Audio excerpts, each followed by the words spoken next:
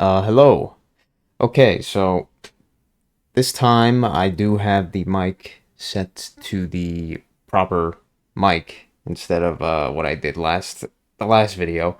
So these earbuds, this fucking thing here is a microphone. I thought it was just like what would you call it? I guess that would be the what the evolution people would say, a vestigial. I thought this was just a fucking like manufacturing vestigial part for this stupid thing, but yeah, apparently this thing has a mic. I had no clue. It is. I've honestly heard worse mics, so it's really not that bad. But the fact that this thing is a mic is incredible to me, and also annoying, just because I have a much better mic here. And yeah, but this time I have the proper mic set as the mic being used, so that's good. Um, and in in this video, it's probably gonna be somewhat of a disaster because there are a bunch of people uploaded some videos today, and I had some stuff to say about them and to react to them or whatever. Um, but I didn't want to just do that because looking at the time and how quick time goes now, if I did that, I would basically be getting it uploaded probably, and I probably still will be getting it uploaded by that time, but I would have no time to even work on my mod stuff, which I've been getting slowly done more and more, which is good, but I've still been neglecting working on it more than I'd like. So in this video, I'm going to be mostly responding to, listening to, and responding to two, well, in this case, three videos from two different people. Two of them from, uh, Two of them from Stardust Simulation, Billy, and one of them from the longer one from Rudy, on Post Nostalgos.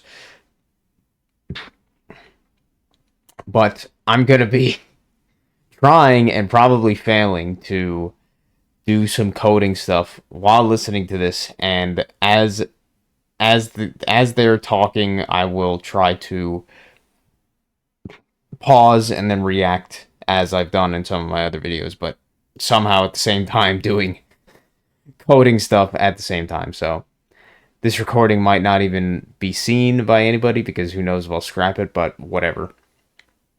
That's what I'm going to try to do. So I guess let's start on Post Nostalgos on Billy's first video about him feeling anxious going to the DMV for various reasons, and we'll get to that in his video. So let's start, I guess. Oh yeah, and I guess you'll probably won't, due to the quality, you probably won't, will barely be able to see what I'm actually like typing or like be able to read this code shit. It probably really doesn't matter to most of the people watching. It's just an update, a feature update that I'm working on for the one of my mods. So yeah, I mean, if I have any reason to, like, I feel like it talking about it or whatever, I will. But that's what I'm coding currently. So, but yeah, let's get to Billy's video. Man, I'm over here. I'm just gonna be real. I'm having extreme anxiety as far as going to the DMV. I have to go to the DMV, and I'm having like, I'm good. I mean, I'll get through it, but I'm just saying this is a fact. I'm having extreme anxiety about going because of what's happened to me. Like I just picture myself showing up to the DMV and them telling me that my driver's license is suspended again because I'm in the Title 4D system. Because they cycle, some people get cycled, their names get cycled through the system. It's a complete fraud, complete scam, complete scam. Uh, they are proactively deliberately, willfully just scamming the F out of people, making up false cases and all kinds of stuff, and there's really nothing you can do about it once your name gets put into that system. You can't do anything about it, and so I got extreme anxiety, like lump in my throat, like in a pressure in my chest. It's like fight or flight, but like uh but I know in this instance, like, I can't fight. I'm like not a teenager, not a young adult or teenager anymore, where I can just, and being a dad, I know I can't just go knock somebody out, realizing that if I go get physical, then that's just going to make my son and me suffer even more, and knowing that I can't just resolve the problem with violence like that, and knowing that if I did, it would result in even a worse outcome, that makes me extremely anxious, because I know that I'm outnumbered, and I shouldn't have this kind of anxiety to go to the DMV. But when you experience knowing for a fact that your country has set up systems that are designed to take advantage of you and take money from you when you didn't do anything, when they're designed to make you into effectively like a villain,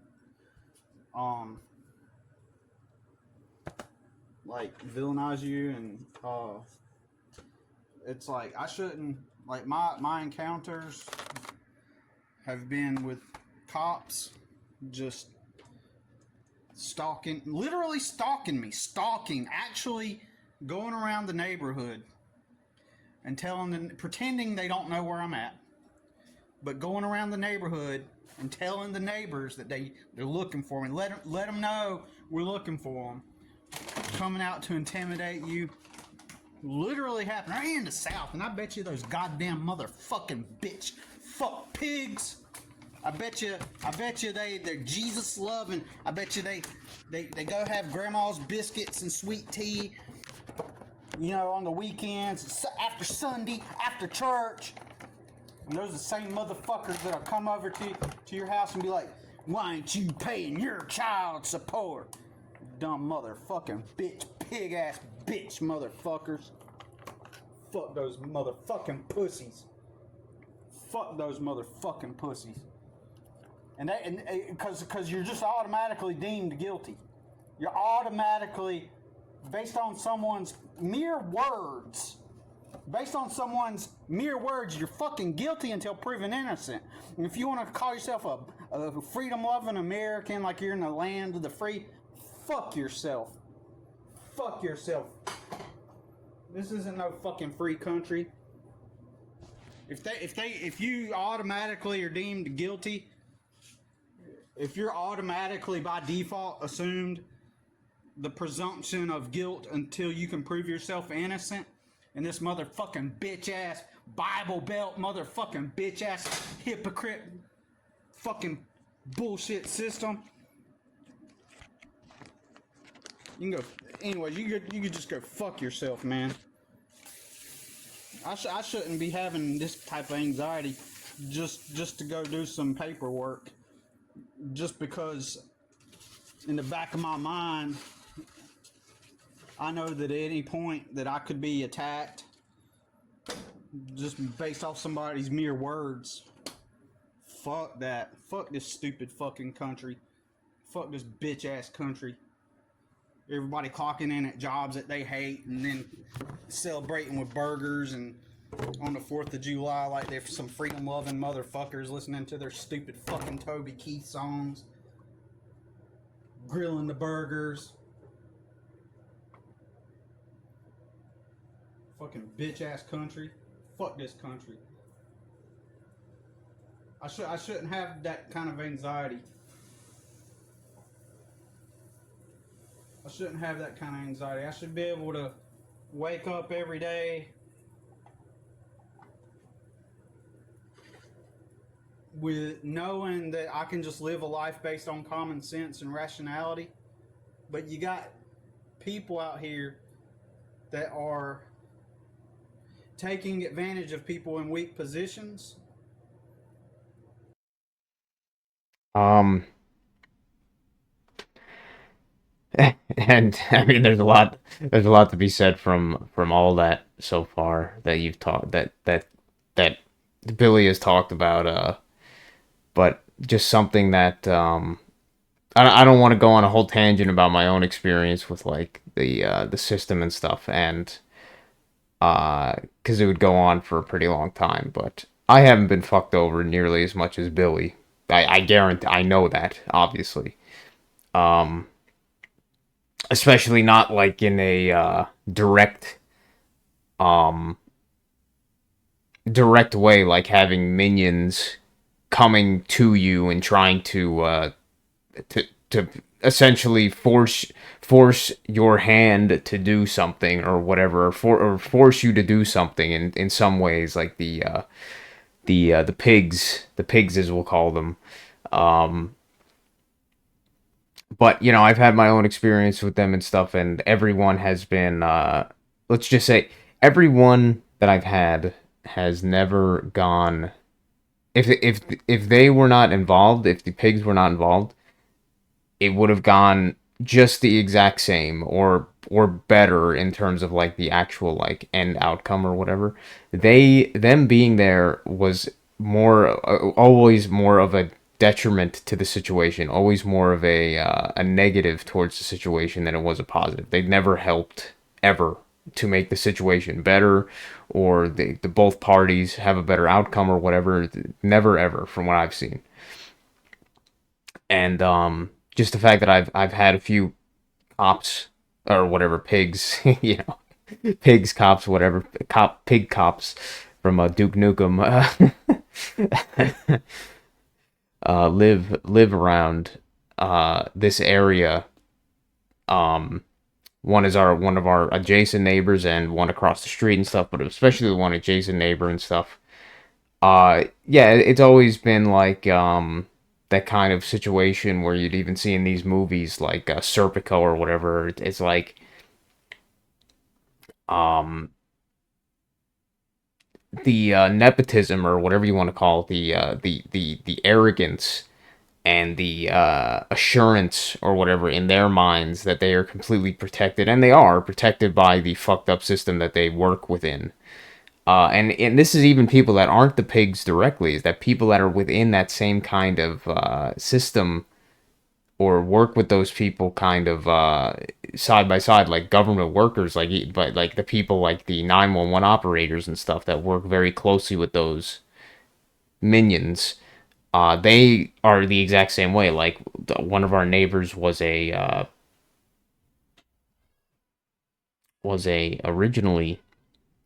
originally that was like what was it the the neighbor that originally was here was some lady who like lived by herself, but she was like a hoarder, and nobody really knew what the hell she was doing until like eventually people found out that I don't know why I don't even know why the lady, I mean I know why she died, I'm sure, but I don't even know why somebody checked on her, did a welfare check, but yeah, she was found like dead within, you know, like piles of trash in her house and stuff. And we were pretty unaware of that because we didn't really, you know, try to bother the lady or whatever.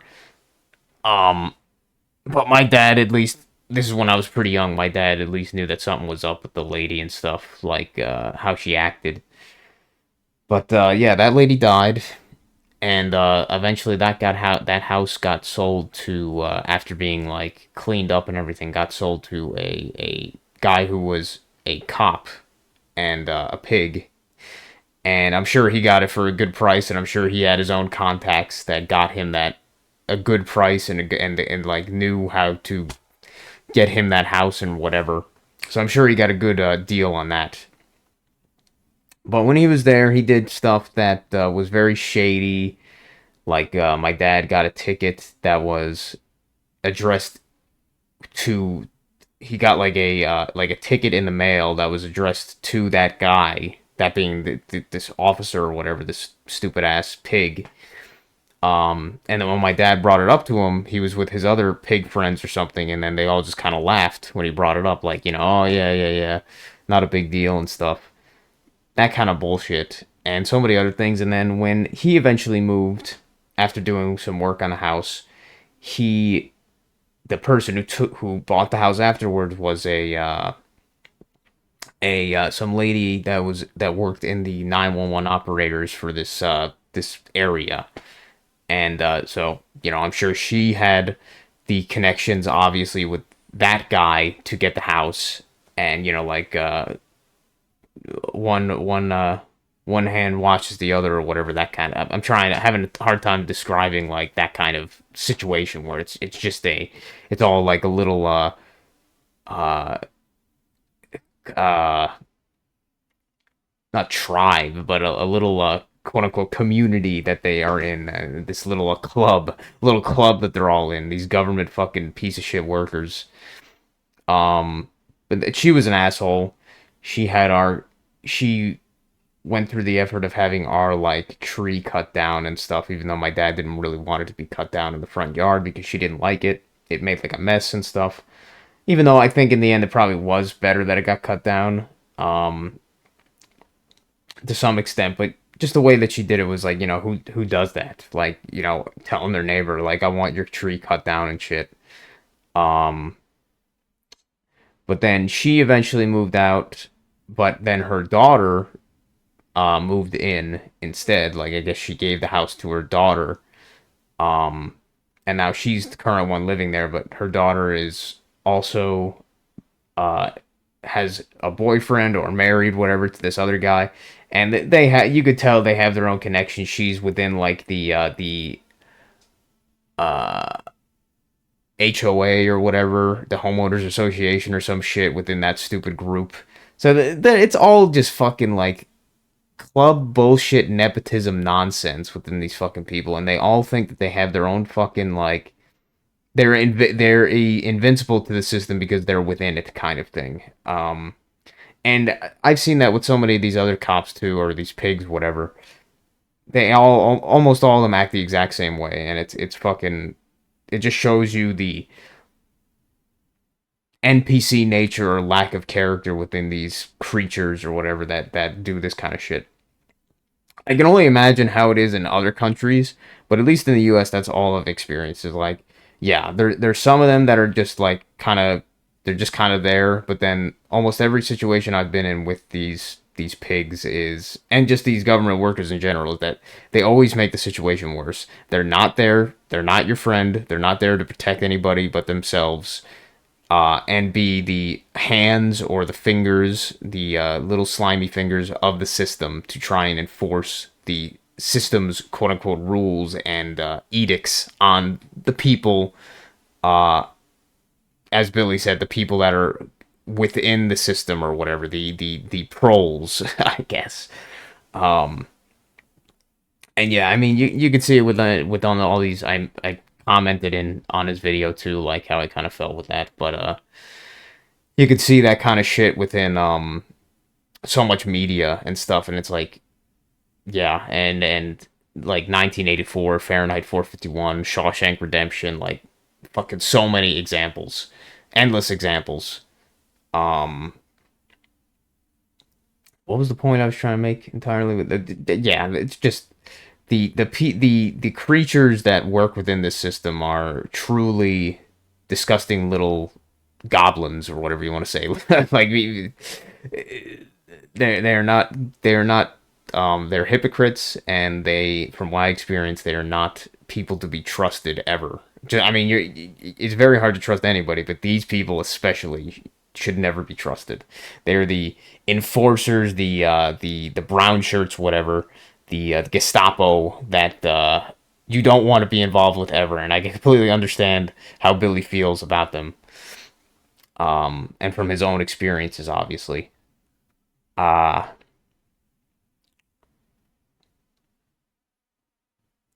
I guess I think that's mainly what I wanted to say about that section at least. So that their kids can go to Duke. Oh yeah, the other thing I was gonna say is, I mean, you talk about it throughout the video. It's it's funny. It's curious how like obviously like upset you are, or how upset Billy is in this, and it's kind of it's curious because I'm coming from the perspective of I've never had kids and I potentially never will have kids. I don't know. That still remains to be seen or whatever. But obviously all of us are somebody's kids in some way. But me being the son of my father, the son of my father, it's interesting to see other people that are fathers and have kids, how angry they get, and how heated, how passionate they get about any like prospect of somebody else harming their kids in some way, be it actually physically, or in some actually physically, even if it's like kind of a third party thing, like in this case, them them fucking him over, which fucks over his son and everything, at the end of the day, making his life harder, putting him into more danger or more insecurity than would be if they weren't involved and stuff. Um, and I guess it's nice. It sounds weird, but it's nice to see that aspect, I guess, in so many men or so many people that are fathers and stuff. Um, because to me it shows like how much they actually do uh care for their children, that they are willing to get that passionate and upset and angry um about it. Like, the society tries to the system the society tries to squash that out, make everybody kind of like docile and what's the word? Docile and agreeable, I guess you could say. Like, try like docile, agreeable, or passive. Um,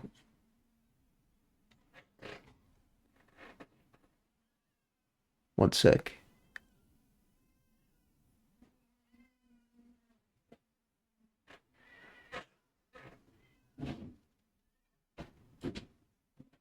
I don't know where the pause button is.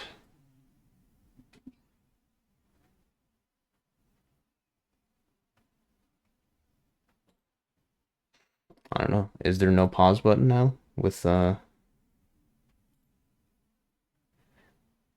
I have that replay buffer? Possibly. Maybe I'm just forgetting where the pause button is.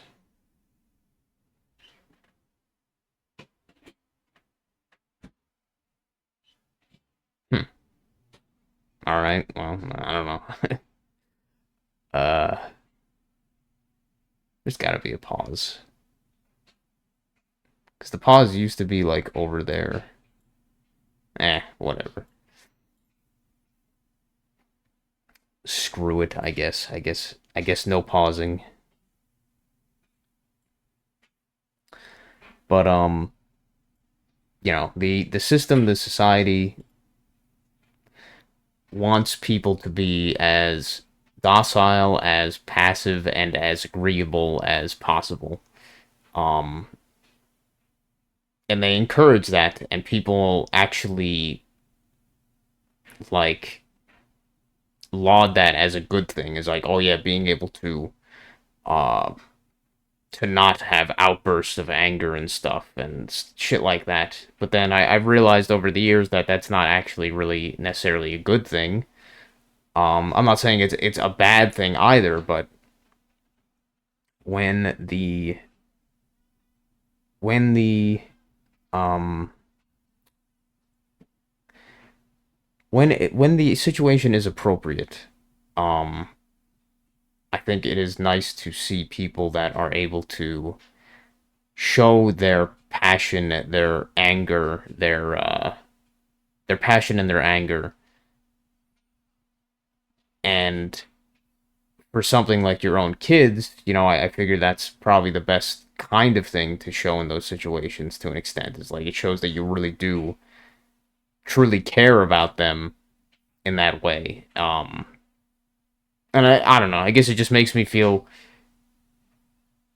secured in a way that I have a feeling that my dad would feel the same kind of way in that situation. And I'm not saying it. I would want them to feel that way, but I guess it's nice to know that I'm probably they my dad or whatever my dad, my mom, but probably most of my dad would love me as a son enough to get that angry about something, to be that passionate about something, I guess.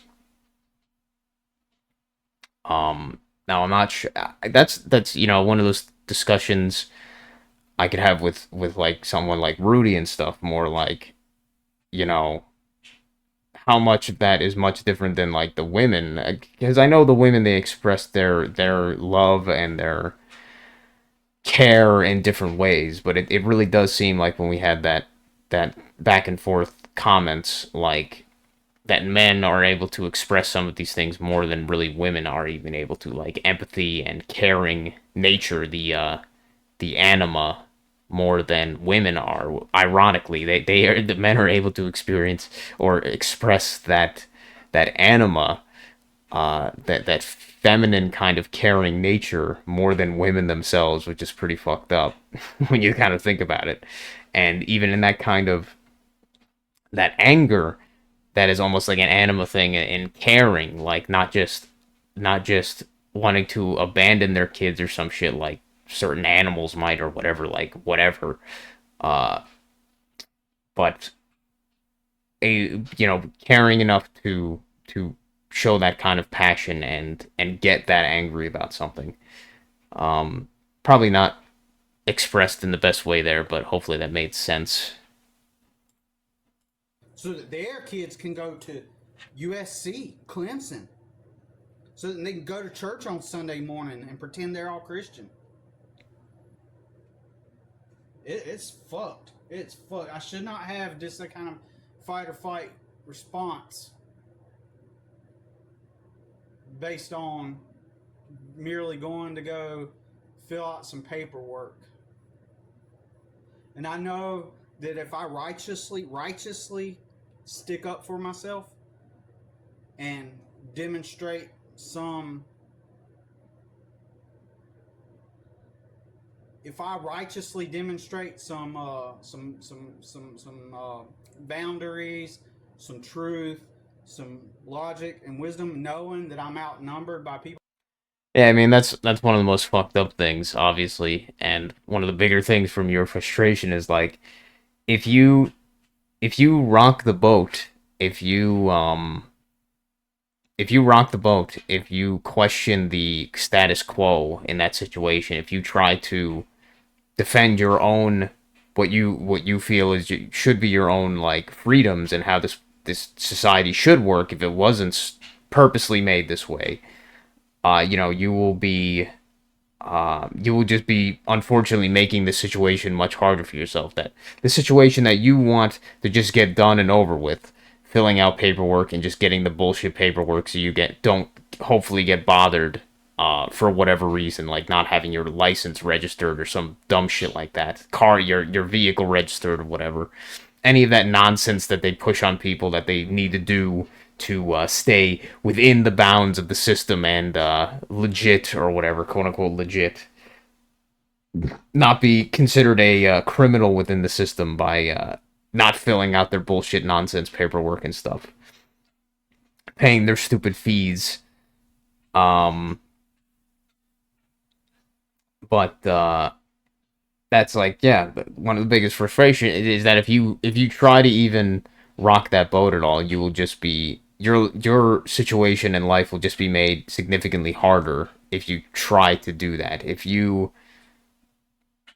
if you the invasion of the body snatchers, if they realize that we've got one who can see, uh if they realize that, then your life is going to be they're going to make your life way harder. They're going to try to fuck you over pretty much.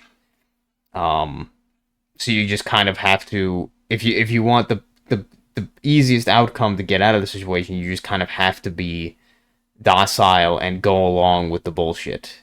You have to play within their bullshit game, otherwise, it just makes it much harder for yourself. People who will just blatantly. It's kind of like when in some of those videos where you see people,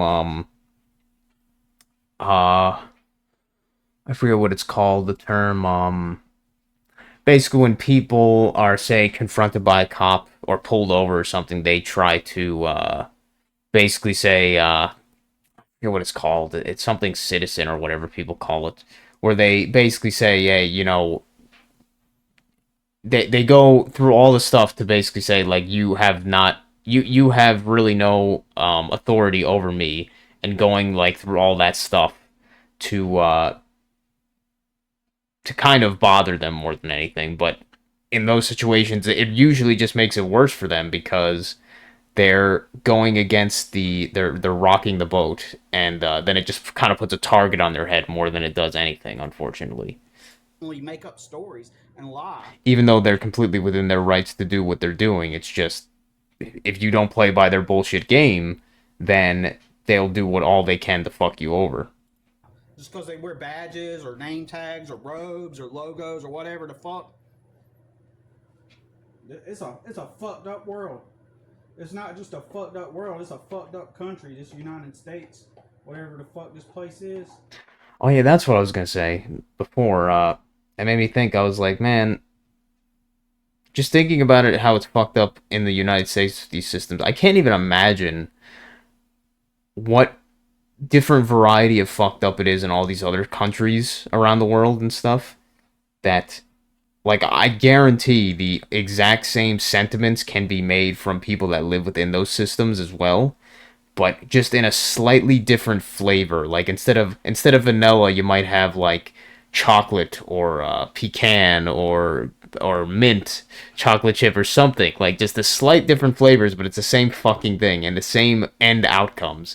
Is that, say, if you went to Japan, or you went to Vietnam, or I don't know, whatever, or you went to South Korea, or if you went to Brazil, or if you went to Mexico, or if you went to Africa, if you went to all these fucking places, the systems are all going to be there to fuck over the people.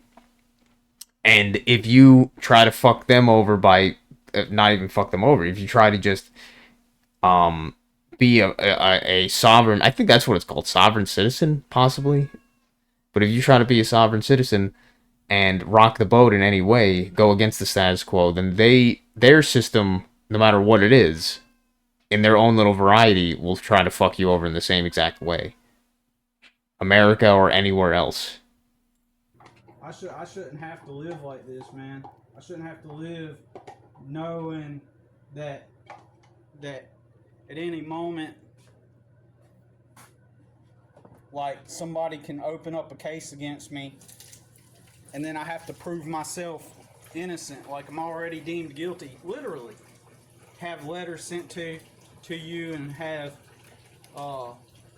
deputies getting in your face, all based on a set of words that somebody said.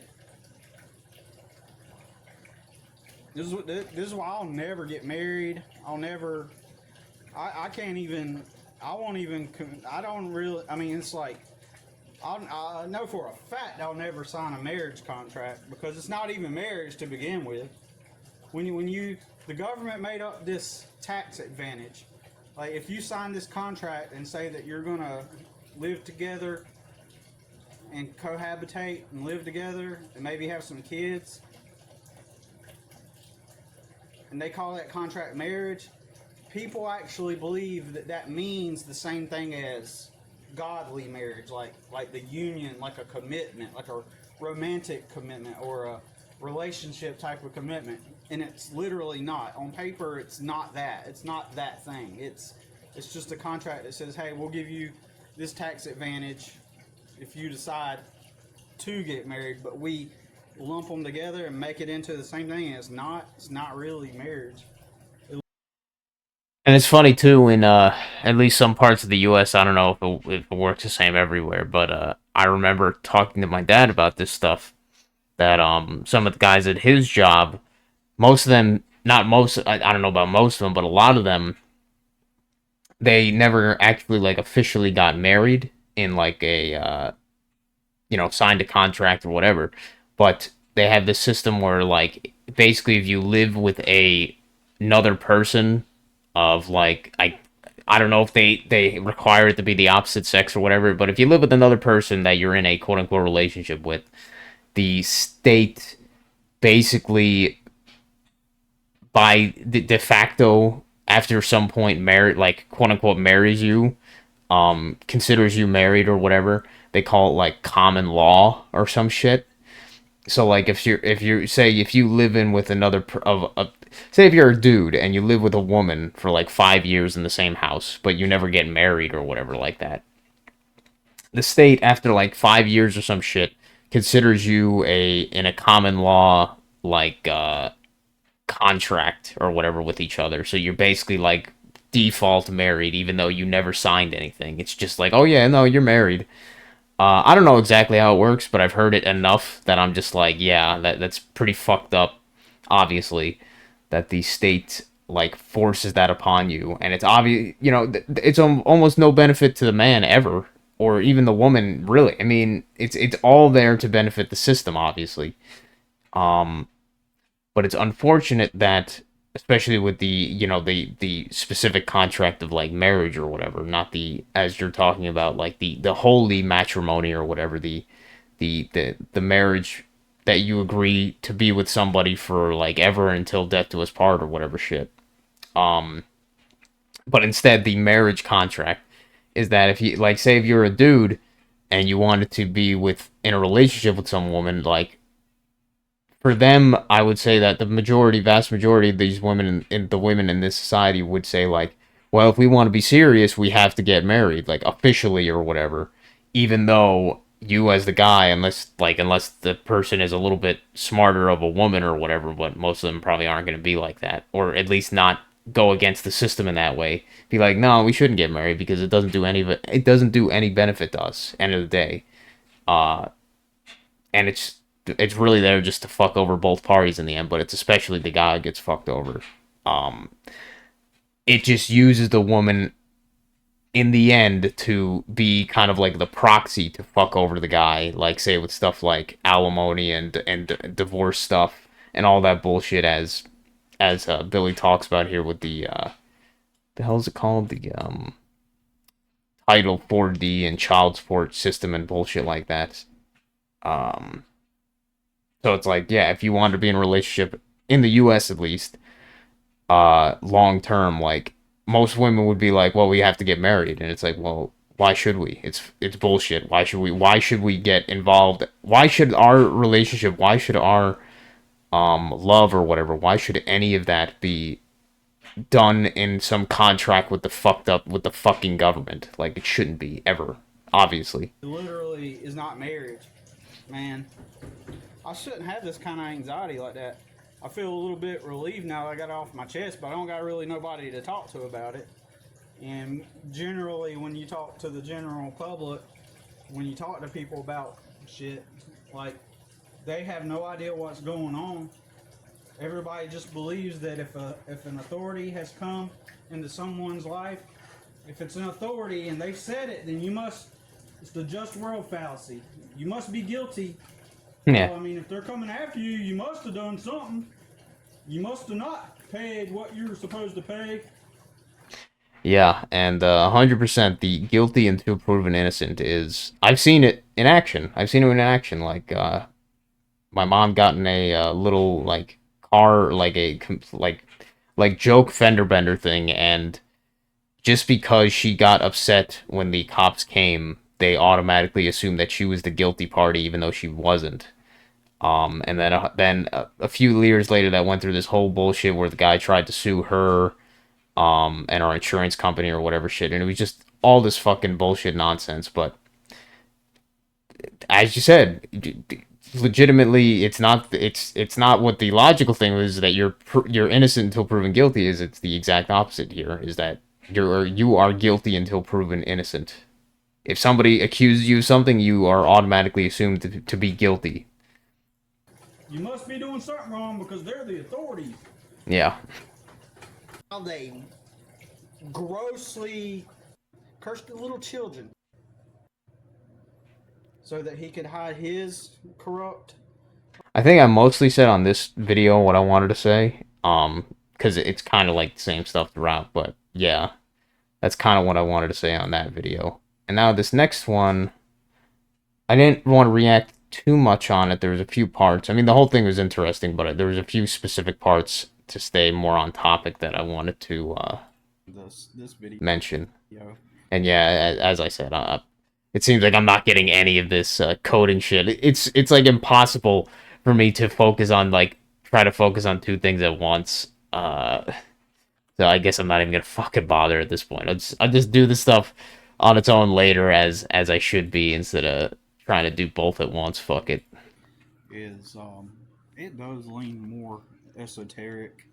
You know, there's still a part of me that kind of believes that once you start becoming aware of what the reality is and how it works, and like the 3D level is just like the first step. So, in other words, like in my opinion, and I've heard other people say this before, people that become aware of marketing, public relations, propaganda, and how the human mind works, like, and how people are influenced and persuaded and conditioned. And some people say that is like a form of spiritual awareness because you're looking down at all the patterns and the working mechanisms that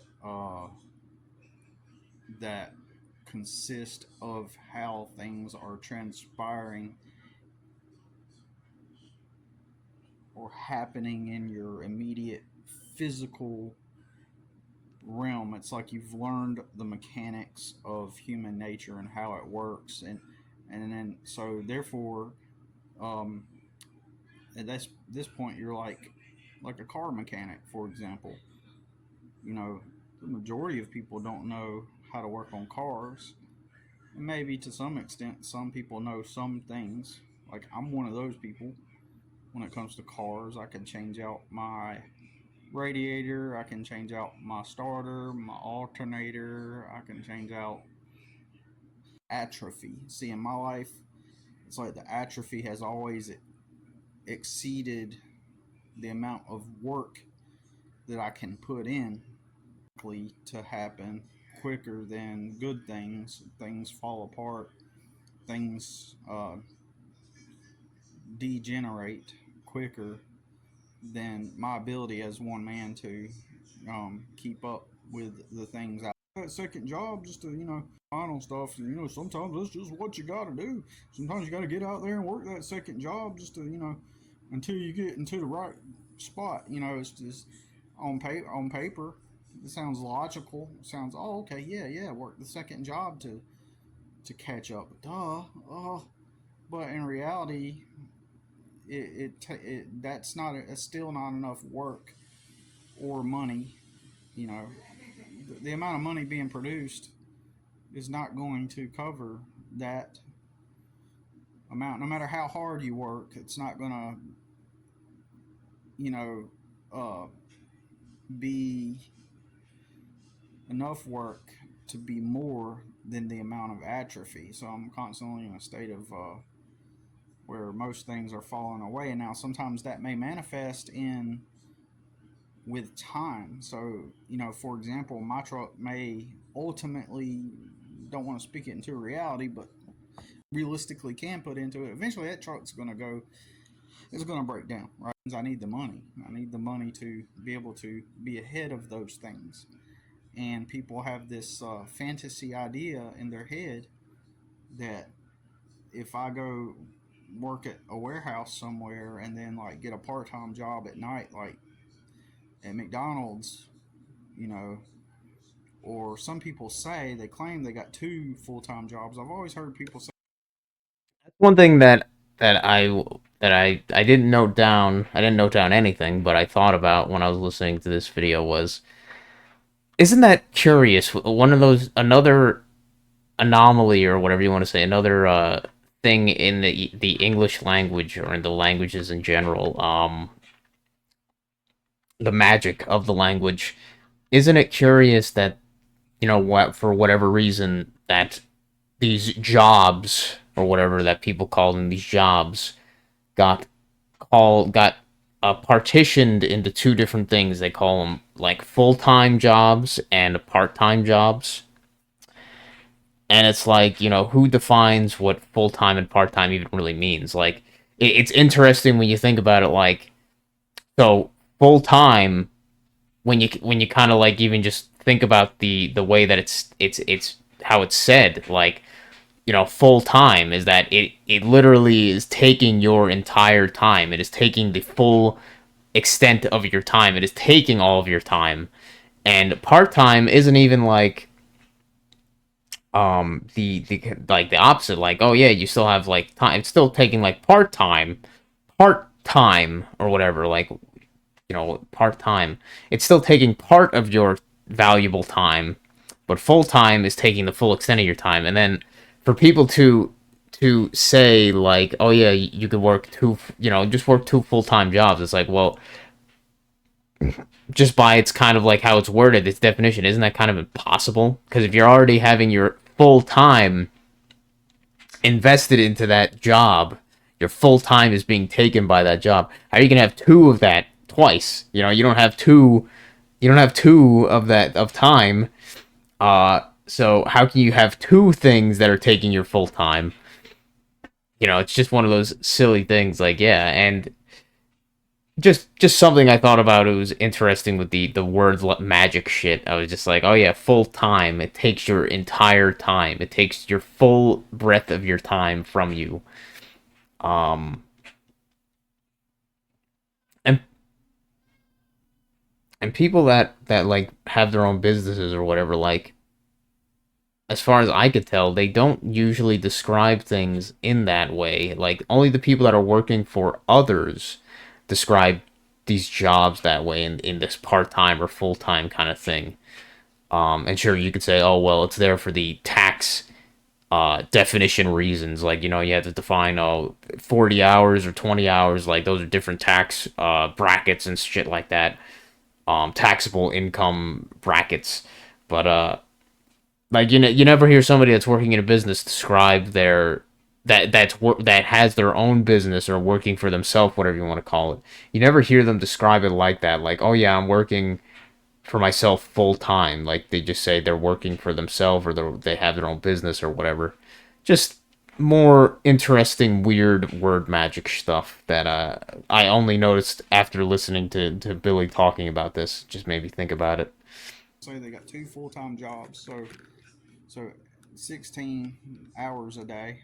So and then you got to consider the amount of travel and work that you got to do. Now, of technically a full time job could be considered full time if it's 30 hours. So, but I mean, just that concept in general sounds so absurd to me. Like, people saying that they work two full-time jobs. Like, how does that even work? Unless, as you said, maybe 30 hours in the U.S. could be considered full-time, even if it's not 40 hours. But, like, if you're working 8 hours a day for one job and then 8 hours for another day, that means you don't even have enough hours to sleep. And that's not even considering the hours that it takes before, like, the in between, in the interim periods between those sections of time where you have to get up in the morning, you have to make your own food, or you have to make food or whatever you have to eat, you have to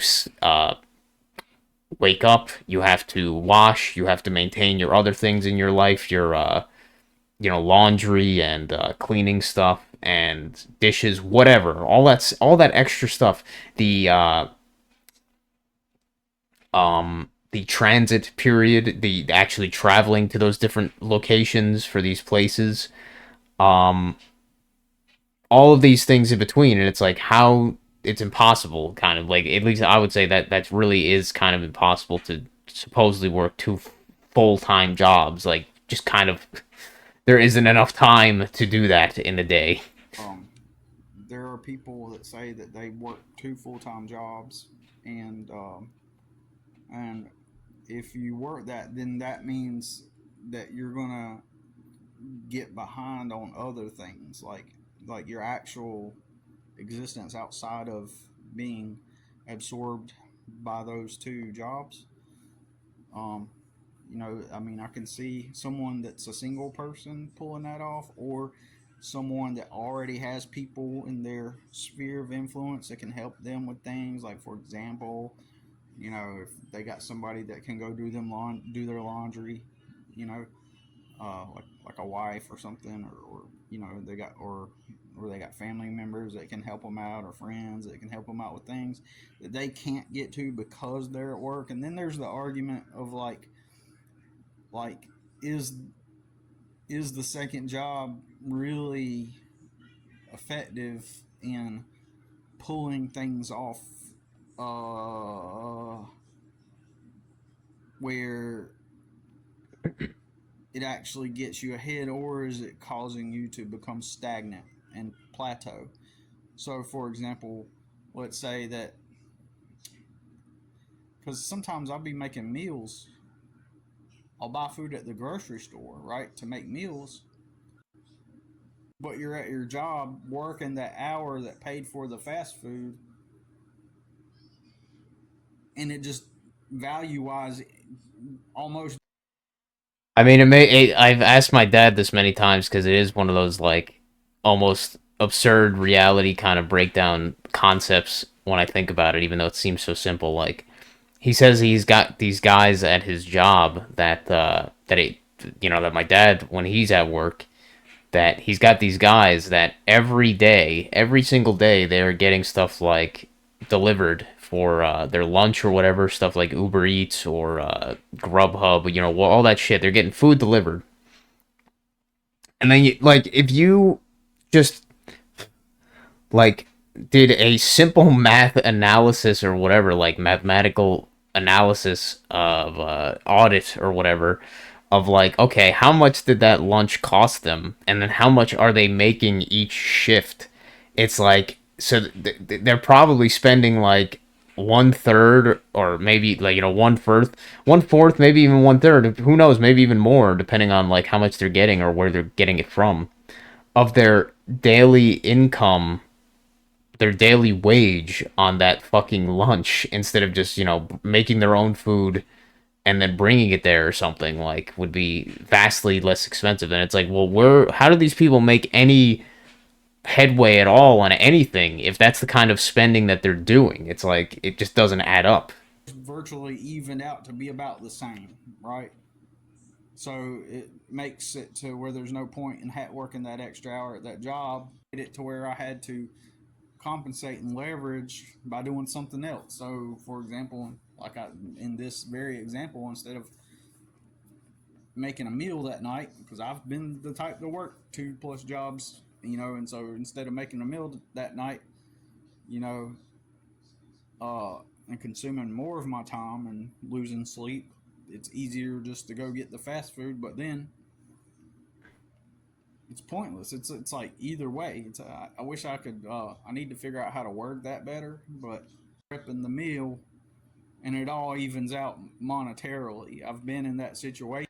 And when you were talking about this, it made me think like right away to something similar with like these women that would instead of like they'll have a kid, but instead of taking care of their kid, being a housewife or whatever, they'll go and work a job. My mom did this for a while, I believe. But thankfully they eventually stopped doing that. But yeah, instead of taking care of their kid and being a housewife or whatever, anything in that situation, like they go and work and they go and work a job. So then both parents are working a job or some bullshit, and then instead they just partition their child's care off of to one of these bullshit facilities like these daycares or whatever, or a nanny or something. Um, but then it's like, well, all the cost that comes with that, and like they'll be doing that, but then they're paying all that extra money that they would be making from both parents working. Basically, the other parent working is like a net. Either it goes like even, or it's like actually a negative. They're paying more for that bullshit care for the kid, than they're actually like making extra or whatever. Or and obviously the downside of like you're not even taking care of your own kid, so then the kid is just growing up being taken care of some stranger essentially. And it's like it's almost 100% a net negative there, and it's just like an absurd hypocrisy. Like, why would you think that that's a good idea? Like, oh yeah, I'm gonna work full time as well instead of just taking care of the kid myself. um but then you know, didn't make any headway, and you just kind of fucked yourself and your kid over, uh in the same breath. Where I realized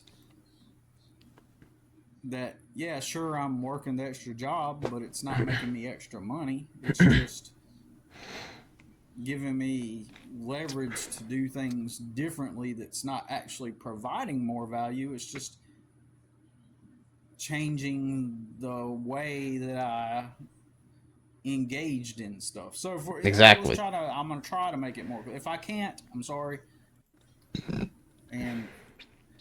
And losing sleep. And so you go to the store, you get the groceries, you make your meal, and say it costed $15 to make your meal at home that night. And then, okay, I'm not doing a great job at this, but I think you know my point though. It evens out. It's like fruitless. It's you plateau. So it's better to just not get the job and stay at home and just prep the meals. In other words, is what I'm saying.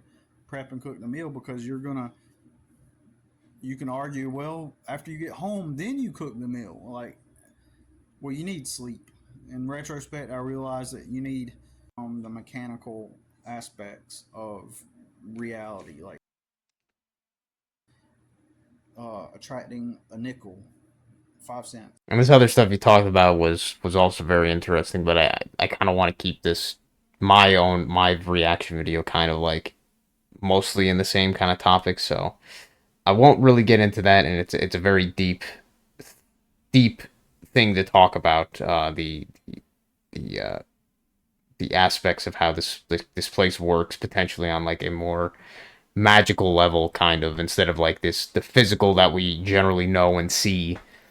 But yeah, that's the main stuff I wanted to react, I think, on Billy's specific thing. So the next thing, as I'm coming just near an hour here, I'm gonna react to Rudy's most recent video.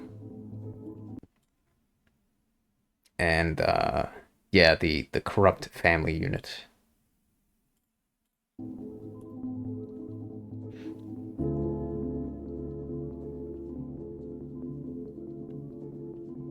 Oh yeah, I was gonna ask you, Rudy, or it made me think about it. What at the beginning and end? I know when you have the black screen for the beginning and end. So what the hell is this? Uh, what is this supposed to mean? Is this like is this supposed to mean something like maybe your channel name, or something else like in Morse code or something? I don't know what. I'm just curious what that these spaced out like white lines is supposed to represent, or whatever. For like the first thing I just thought about was like maybe it's like some kind of Morse code for something. Maybe, I don't know. Maybe it's, I don't know. Just something I questioned when I saw the end and the beginning of your videos that I forgot to ask until now. And I like how it's also 3, 1, 2, 3, 1, 2, 3, 1, 2, 3, 33. I guess. Alright guys, what's up? I'm driving to work right now. Don't... I might skip through a fair amount of the beginning of this, but we'll see. Normally do a pre-work recording, but I had this on my mind, so I want to talk about it. So last night I made a community post talking about... Oh yeah, speaking of that, I might as well, before getting into the meat of your video, I might as well look at some of your community posts.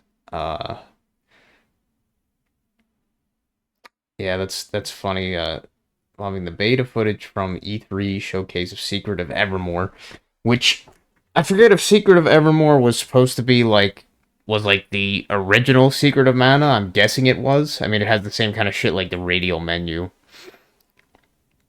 So I assume it was kind of like the precursor to Secret of Mana, or maybe the after cursor. I don't know what that term is. Maybe it was the after one after that. I forget. But they're definitely related. You had to sync between that and what was it, a C64 game? C64 demo called Nine. Yeah. Uh, yeah, and then even nowadays, radial menus have become even more popular. I was never against the kind of radial menu design, but I was never like the biggest fan either. I'm trying to think of the one game that I'm envisioning that had that. I forget. There's many games that have used it, but I was never the biggest fan, but I was never like completely against it either. Had a black cat watching you. After reading comments in the ABBA and Preach. Yeah, the I don't know what these. ABBA. I know ABBA. I don't know who ABBA and Preach are though exactly. Right. I know ABBA was like some kind of like musician or some bullshit, but maybe it's probably completely different people than what I'm thinking of. But yeah, talking about the Animus and Carl Jung. Yeah, like I wouldn't be surprised if you have those people watching your channel or at least one of them. But at the same time, it's one of those things. It's hard to tell how this reality how it works. It's hard to tell when something is somebody actually like just watching your stuff and like taking your ideas and then not crediting you, or if it's just how the reality is and just kind of the frequency at the time, just pushing the same kind of topic in to everybody at the same time or whatever, making everybody think similar things at the same time or whatever. It's hard to tell. Uh, yeah, and I don't know if I mentioned this or if this was brought up, but yeah, I did remember that uh, there was something involving that with the most recent death of the Pope, and then the date, and then the same date when the fucking stupid Oblivion remaster was announced. It's like, as I commented, coincidence? Of course not. Nothing is coincidence. The Pope's Abyss equals Oblivion Gate. Well, I mean, fuck. That remaster was an abyss. Definitely going down to the abyss with how terrible it is. But yeah, not a coincidence at all.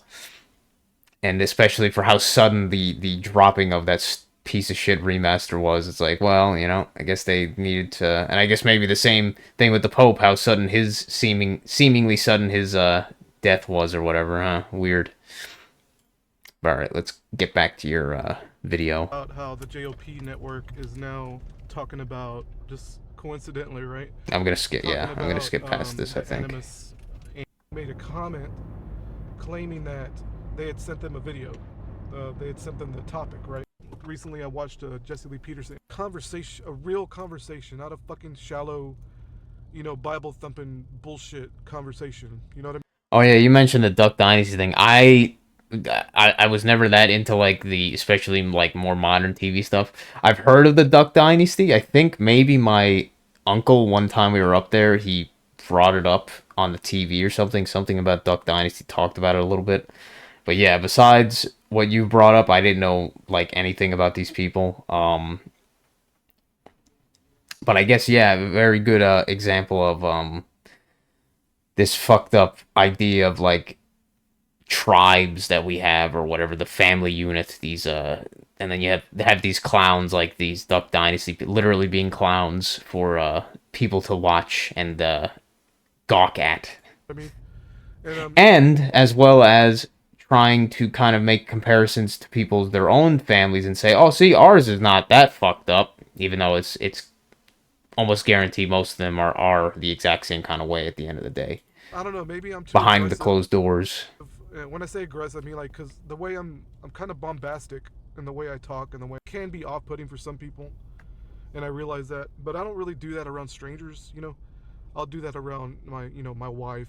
Like I said, I don't know if bombastic's the right word. That's the first word that came to mind. It's kind of stupid. I think I'm too out there, right? I think that's a big reason that Jesse Lee Peterson and his crew, well, not Jesse because he has his little underlings, right, that do his bidding. Um, I don't like they would never reach out to me because I'm too out there, and I know I'm too out there. Okay, with the conspiracy and all that.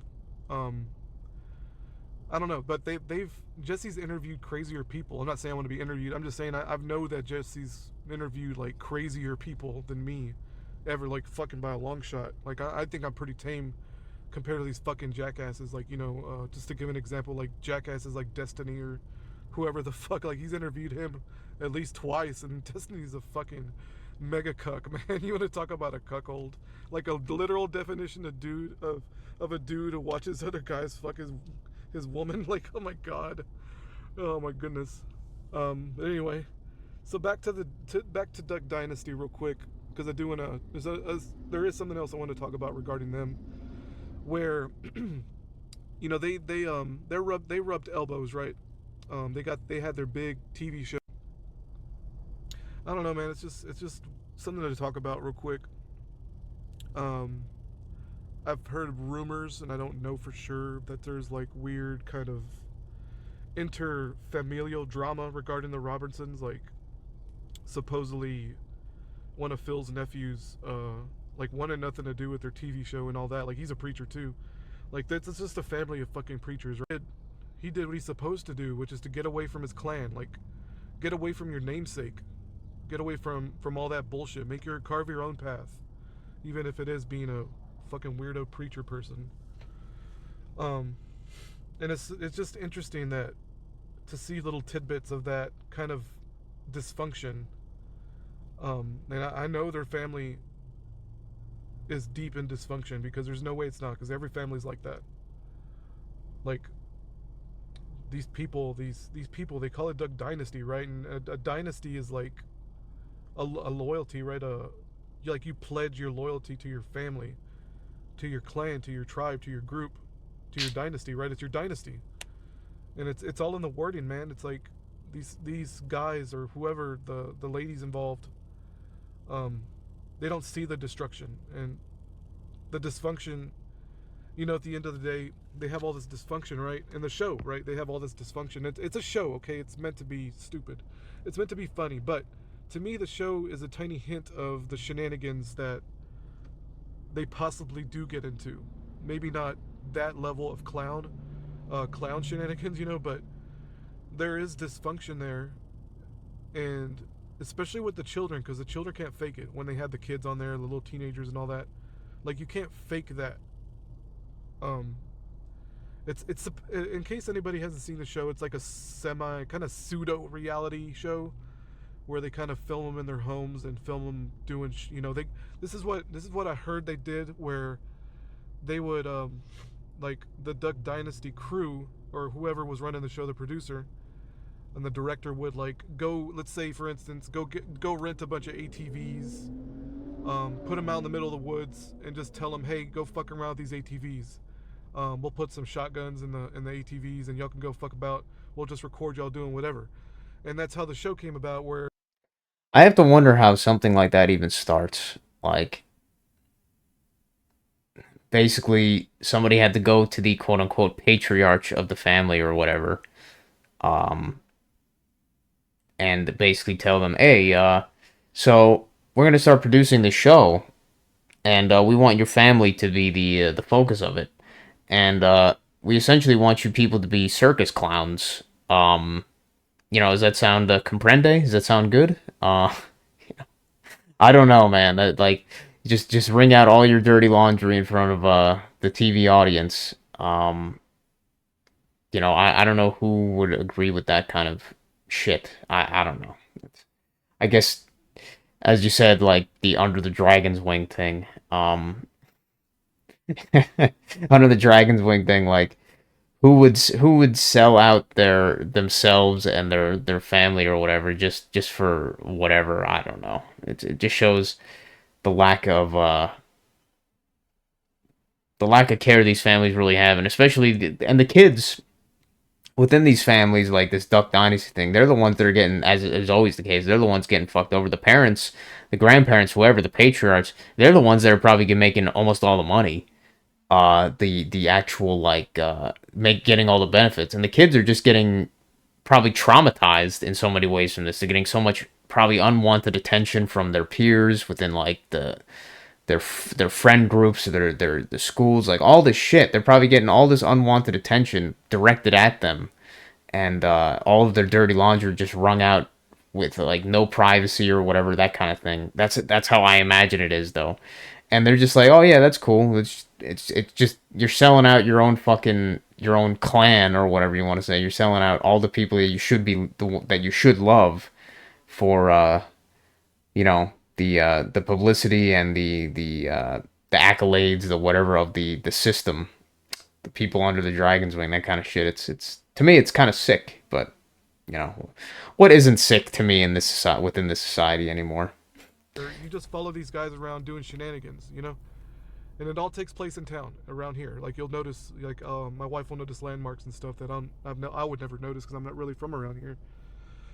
But it's like you can see the dysfunction in the show every now and then, and you can't hide it. I don't care how much editing you do, you can't hide it.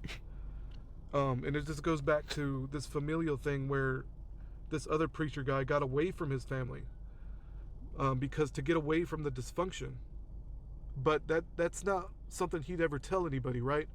He would never tell anybody, I really resent my family, so I ran away from them and tried to carve my own path. But the people on the outside, that the normies watching from the outside through the news or whatever, through rumors, will go like, oh. And when you mentioned that, it made me think maybe that's what the one of my aunts on my mom's side, maybe that's what she tried to do. That's why instead of staying in Jersey, she moved literally across the fucking country to California so many decades ago to get away from her dysfunctional family, that being my mom's side of the family. And to an extent, I 100% can't blame her for doing that. But showing the weakness of her own character, she still tried to basically come back very often within to that side of the family. So she failed at breaking away and making her own path in some ways. She got married and stuff, had her own kid and stuff, but she might have had kids, I don't know, but she got her own bullshit problems. But at the same time, she was still stuck to her old family in a way. She didn't put her full commitment into her new family that she, was a part of or whatever, that she tried to make or whatever, set out to make. She still was stuck within her own family, the old family that she tried to initially run away from, kind of. And that's what, as you mentioned with this Robertson guy or whatever, getting away from his Duck Dynasty family or whatever. That's what it pretty much sounds like. He's still kind of stuck within that. They'll recognize that he's carving his own path, right? But they'll also say, he's just like his kin, where he's a preacher and all that. He can't get away in a sense. And I'm not sure if he's from around here. I'm pretty sure he is. I think he is. Like he's still, yeah, I think he has a church right up the road, actually. So this dude is still kind of deep in that. I just kind of realized I think this is partially what I wanted to say, when I was taking a shower. People like me, people like y'all usually, but I'm running a YouTube channel. Some might even argue I'm building a brand or whatever, the Post-Nostalgos brand or whatever. It's not like I'm trying to do that on purpose, but there is an association now with it. So I would never claim, like a lot of these Christians, preachers and whatnot, And I guess there's something admirable about it where they'll claim authority. They'll claim the authority of the preacher or the father, or the padre or whatever the hell. But I won't do that. Like I said many times that, sorry guys, I'm eating again. I've said many times that I'm not your guru, okay? I'm trying to point it back to you, within you. All the answers are within you. But you'll never hear a Christian asshole say that, ever. I'm a Christian asshole, and I'll say it though. I do consider myself Christian. But I've said it before, just to go over it again, it's just an acknowledgement. It's an acknowledgement of that there is a path to perfection. That Jesus Christ, right? Whether or not you see him as a historical figure or a literal person, that there is a path to that perfection. And to me, Jesus was just pointing the way, like telling his dumb disciples, like, you're the creator. You created this world. You're the ultimate being in this reality. And it's not any different than what stuff like Matt says, or maybe even Kirk, or whoever. Started Simulation, Billy. He said stuff like that too.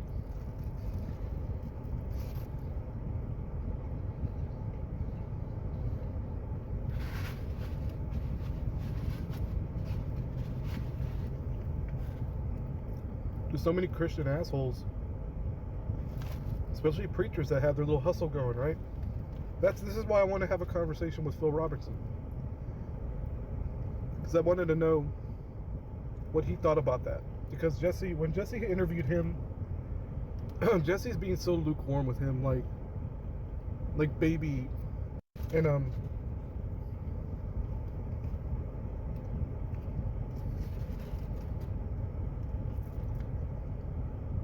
like he has his motivations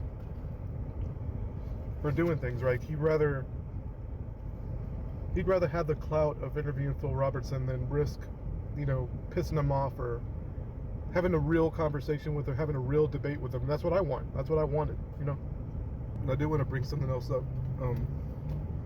I may have to go over this more later, just so I can go through when I have time to go through my comments. But I'll go over it real quick, and then I'll elaborate later. So one of my subscribers, I'm not going to say his name. I, I'm just gonna say it. I'm sure you probably know as well. Um, what was it? I remember I talked to a guy on another channel, and I talked to a guy on that guy John LeBon, his Discord. I talked to one of the guys that was in there. Had a pretty interesting conversation. I even made a video or two about the topic specifically that we talked about. But this guy, he moved to Japan for work, but then he actually eventually like got married and had a kid, and so he's like a foreigner, fully expat, I don't know what you call it, fully moved to Japan, and he was a guy from like the UK. But we talked about some weird shit, how it was like when he was younger and he first went to Japan and stuff, how he went to like these these basically like these bars that were kind of like specifically made for foreigners or expats or whatever to meet up with like locals and stuff, and basically like have you know degenerate sex flings or whatever, foreigners with locals and stuff. And he'd gone to these places a good few times, he said. But like one time he actually almost got fooled by a tranny or whatever. Uh he almost got fooled by a tranny. Um and I had like I talked about this stuff. And when I made this video, the guy commented, he was like, I tried to not like give his name or be too obvious, but I guess kind of with how specific the stuff was, he kind of felt like, oh well, I think people would probably know who you're talking about.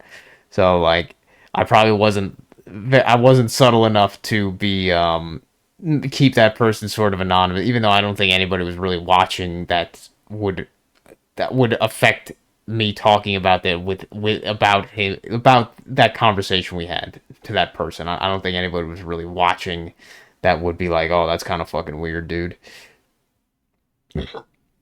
for him.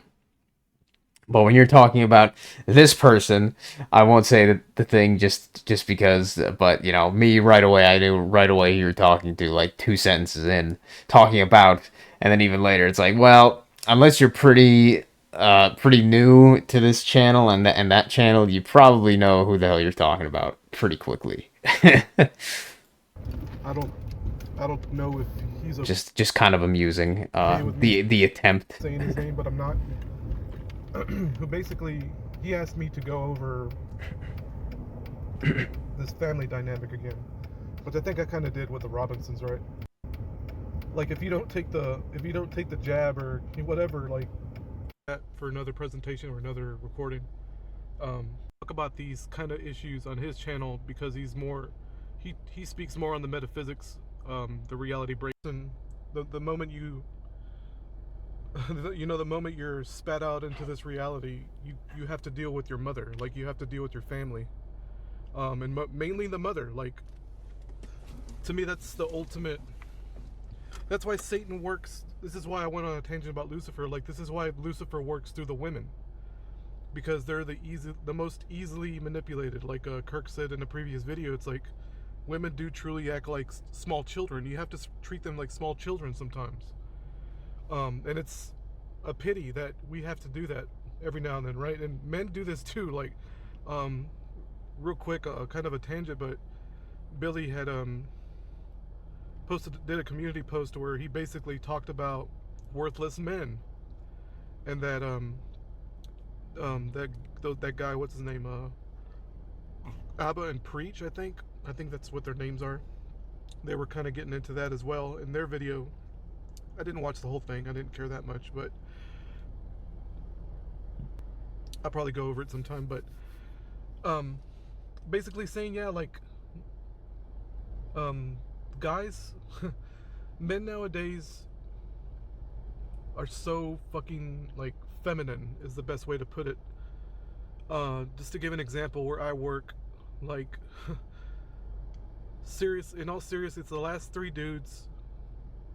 I think I want to say maybe the last 3 dudes we've hired have been worthless. Like just calling in all the time, taking extra long breaks. You know, they're only supposed to take a 30-minute break, and instead they're gone like 40 minutes, 50 minutes.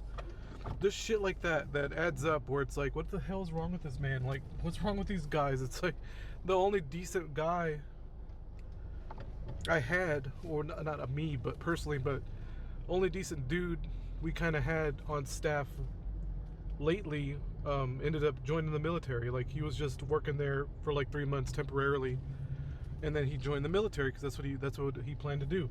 And fair enough, like it's his prerogative. But he was really the only guy I've ever really worked with who was worth a fuck. Because men are fucking weak and pathetic right now. Like men are worthless. Like they don't. And the women got their own special little issues too, because another dude I used to work with ended up changing to another location because one of the girls kind of chased them off because they were not fighting, but he said that basically, like, I'm not comfortable working around this girl anymore because she's so aggressive. And I don't blame him, but I would have taken it to HR and had HR deal with it. I don't know why. I don't know why she was allowed to say really sexist things to him at some point and get away with it. It's just the fucking twisted ass double standard these stupid fucking corporations have. But that's besides the point. Yeah, I mean, just on that real quick, yeah, like, just the double standard. Like, HR is gonna be mostly made up of women, and yeah, if you're a dude that's having an issue with like a woman in some situations, like in some way, like the guy is gonna be seen as the instigator, like right away. Like that's just how women work in many ways. They protect their own. Ironically, even though they love to destroy each other, they also seem to try to protect each other at the same time. So like any guy that's in that kind of situation, if you're having problems with like some chick at work or some shit, HR is probably the last people you want to go to, because that you're gonna have them on you as well as that person. So yeah, you're gonna get extra fucked, and you don't really have anything you can do about that. So my real point with saying things like that is that both men and women are fucked up. Like, humanity is fucked right now. This modern human experience has got everybody fucked, okay? And like I said, it all starts with your family. It all starts with the mother. The presentation I did about 2 weeks ago, I think it was, where I talked about the Addams family and Dennis the Menace and that show Yellowstone and all that. Like, shows like Yellowstone, and I'm sure there's way more examples out there, but shows like that, these mainstream kind of normie shows, are there to not show any kind of positivity or humbleness when it comes to the family unit. It's always a depiction of just a bunch of dickheads, like just a bunch of assholes. Two fucking idiots, like I said before, like two jackasses got together, started a family, and it's like it's just a mess. Everybody gets together under. I mean, even I don't know why you brought up the shows. It just made me think of, obviously, even the modern shows. You got like you got stuff like Seinfeld, and that entire show. Like after seeing so many clips that my dad like watches on YouTube while he's like trying to go to sleep and shit. Um, the entire show is basically just fucking just straight up these characters just being like degenerate fucks. Um, what's her face? Oh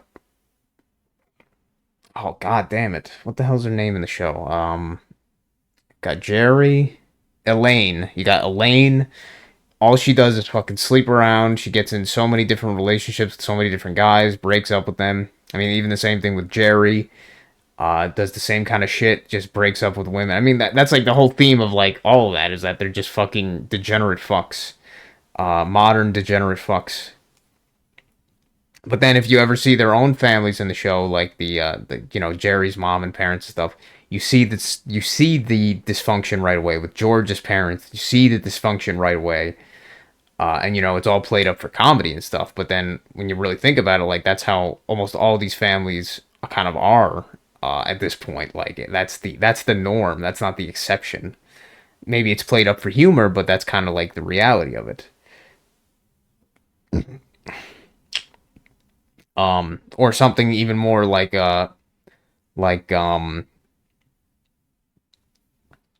Married with Children, but I like that show more than these other ones in some ways. But Married with Children with Al Bundy and stuff, or like Everyone Loves Raymond or whatever, like that fucking bullshit show. You got the double whammy. You got the family, the grandparents. So you got his parents. You see that family dynamic's fucked up. But then his own family dynamic is fucked up too. So you got the two family dynamics at the same time, showing how fucked up they are in the same exact place, like right there in full display. And just the list is fucking endless. Like even stuff like stupid the cartoons, like the Family Guy and stuff. Like it's the dysfunction of that family and so many other families in that stupid show. The Simpsons, the exact same thing. Fucking Homer being a fucking basically like an alcoholic, and his fucking son being neglected, and the what do you call it, the trying to get acting out for attention because of that neglect kind of stuff. Just endless. As I mentioned, Fairly Odd Parents, Ed, Ed and Eddie. You got these kids that are basically feral because apparently none of their parents are even like ever around. You never see a single one of them in person, kind of shit. Just the list goes on and on and on. even SpongeBob, like when the family, that kind of stuff is wrong. It's just all the same fucking shit, man. Same themes, and it's all like reinforces that that all families here are fucked up, and they're gonna keep getting more fucked up. The wrong pretenses, under the wrong premises of just lust. They get together and they just want to bang it out. They want to bang it out, and they have this stupid thing called Christianity hovering over their heads, where it's like, oh, you better get married, you better have a baby. And it's like, I'm not one of these antinatal dickheads either, because I think people should be having children. And I don't really want to lay out my rationale for that right now because it's a totally different topic. But I don't like people who put down others who have children, or put down this idea of having children, because to me it's inhumane in a way. I don't know. It's like these people want to make an argument where it's like, oh, why would you bring somebody into this place when it's so fucked up? It's like, so they have a chance to reverse this nonsense. No, I, for a little while, when I was still kind of under like certain parts of, I mean, everybody's still under some brainwashing to some extent, some trauma from this society and everything.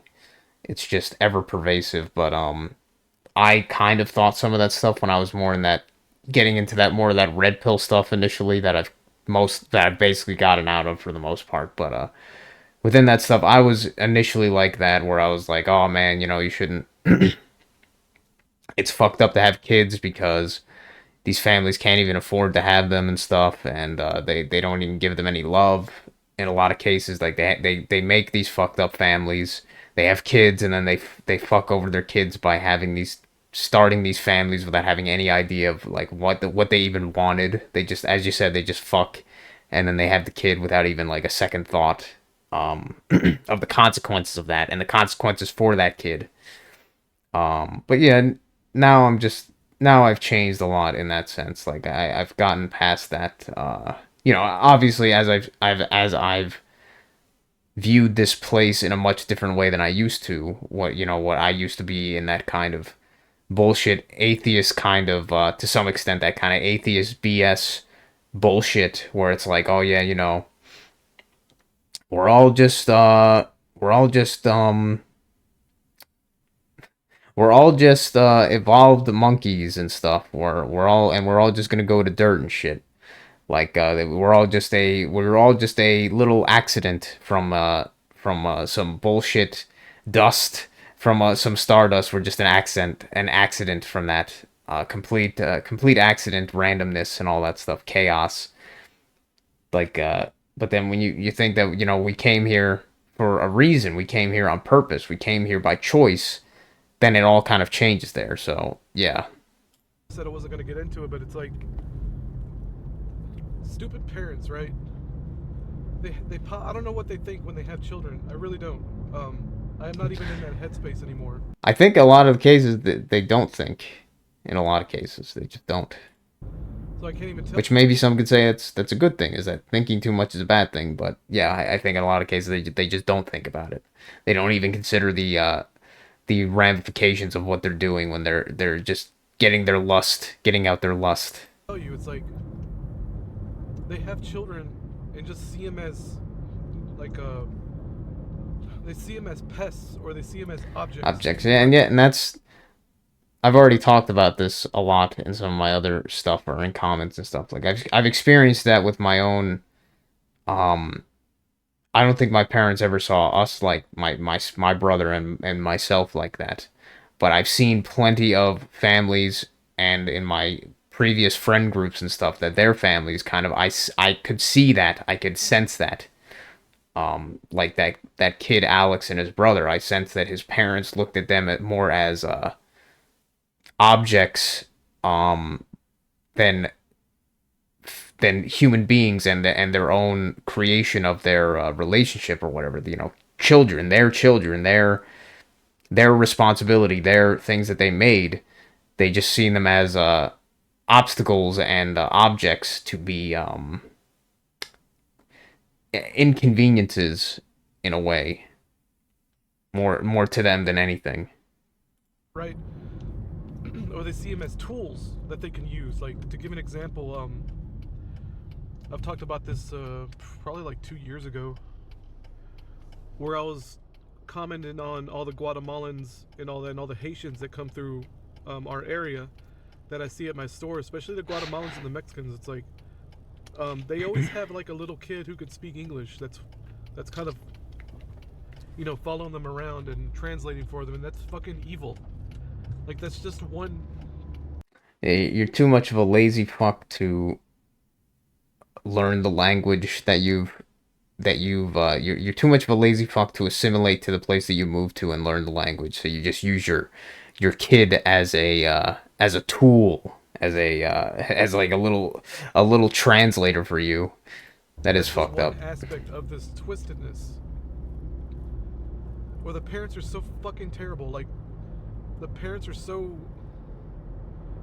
evil, like so wicked, that they'll force their children to grow up too quickly, and then they say bullshit like, well, it's for their own good, they need to know this, or some bullshit, and it's just a bunch of nonsense. They're just out to use their children. That's literally all it's about. And as these children grow older, the ones that do manage to wake up to the nonsense, they'll get away from their parents, and then the parents are like, I don't know why they got away from me. I don't know, Zoe's a good parent, and it's fucking bullshit, dude. Like, I'm so dumbfounded still by my own mother, because she admitted to, not admitted, but she acknowledged everything she did. Maybe not everything, but she understood why I was angry at her. And that's so rare, dude. She didn't make excuses. She didn't pussyfoot around. That was such a crazy talk that her and I had when I called her and forgave her. It's like, that was unexpected. It was just unbelievable. But anyway, let's get into this comments thing. So, this person who I'm not gonna name, he knows who he is, because I'm gonna link this video to him, send him an email and all that. So just to quote him, I always come back to what you say about family. I can't really say it here, meaning he can't say it on his own channel. How many people in life are truly on our corner? I don't know Rudy's videos. Oh, if you don't know Rudy's videos on this topic, you will misinterpret what I'm saying. So that's all he had to say. That's all he had to say, and I understood completely. Man. Like, I understand, like, what you meant. Like, you can't talk about these subjects on your own channel because you have, I'm not trying to like put words in your mouth, but you do have an audience to kind of, like, your audience has expectations, right? And most people aren't going to vibe with this pointing back at the person kind of thing, where you tell people to worry about themselves, right? Like, you can tell them that, but the moment you kind of go after their blood family, or especially the mom, like, they'll kick and scream, like, basically saying my mother was a saint and all that bullshit. Or, I mean, funny enough, even though I think that that's probably pretty obvious as at the same time, but I think even if he did talk about this stuff on his channel, I think it would probably be like split down the middle. Maybe even split more towards what he would be talking about, but in favor of it. But I could tell from going through his comments section in a lot of cases. I think a lot of people would be kind of able to relate and possibly understand. Then again, I think a lot of the people in those comment sections being women, I think a lot of them would kind of default to that, I don't know if you could call it instinct, that women seem to have of defending other women. So it's like, if you even mention the fact that it was like any aspect of that gender, like you said, the mother and stuff, I think they probably would, outside of their probably better reasoning, they would still try to defend them, even if you didn't bring that up. Like, it's just a weird programmed response that so many of them have. So, but I think you probably would have more positive than you'd imagine, but you definitely would have a lot of pushback from people if that topic was brought up in this certain type of way. my family was X, Y, and Z, when you know that they were just terrible. And there's a lot of people that are still kind of asleep in that manner, like the blue pill. They're still like blue pilled in that way. And I don't consider myself red pilled in that manner. Like I'm not saying, oh, I swallowed the red pill. It's to me, it's not about either. It's not about red pilled or blue pilled. When it comes to that, waking up to the family issues, right? And a lot of people, I think, maybe I'm not giving enough credit, but I think a lot of people did wake up around the time, the CV happened. Um, Especially around the time Hillary Trump. Maybe not around then, but CV came along, right? And people didn't want to get the jab or whatever. And suddenly, you're the black sheep and you're ostracized by your family.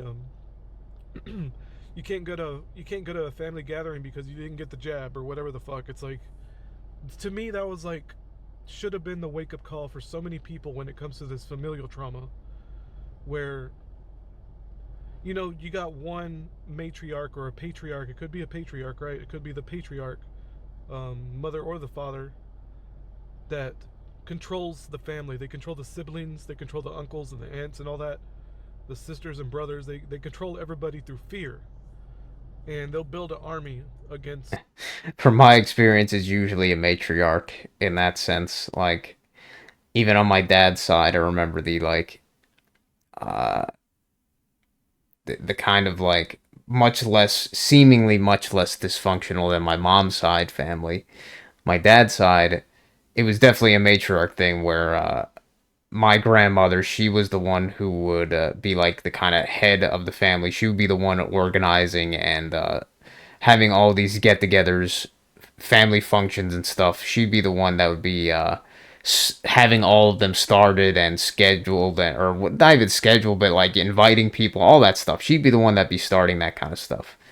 Never my dad's, never my dad's side, and that's why I could view my own grandfather as similar to my dad, and is kind of like happy wife, happy life, kind of boomerist, or whatever you want to say, like kind of weak cuck kind of behavior or whatever. How they didn't take charge of the family. They kind of let the wife take the leadership role, in a way, quote unquote leadership role, take control of that family in that way.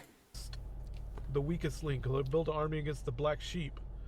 Like, say for instance, you refuse to get the jab, and suddenly you're the black sheep because your mother or maybe an aunt or maybe even an uncle is trying to turn everybody against you, right?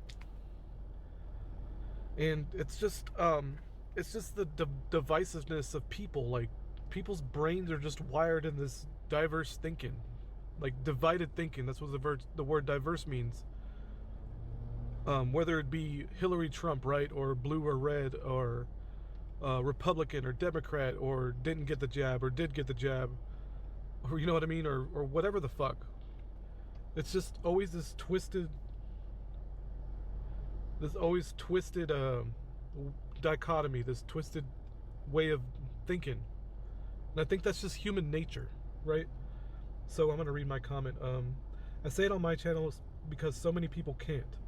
Kirk and I were talking about this too, where even in our circles, a lot of subjects are still so taboo. It's heartbreaking. The tricks the adversary plays starts with our parents and family, minds used as a gateway for evil. All of humanity's problems start in the mind. There's no problems out there in the physical 3D construct. And that's absolutely 100% true. Like, there's no such thing as wars. There's no such thing as death. It's all inside the mind. It all starts in the mind.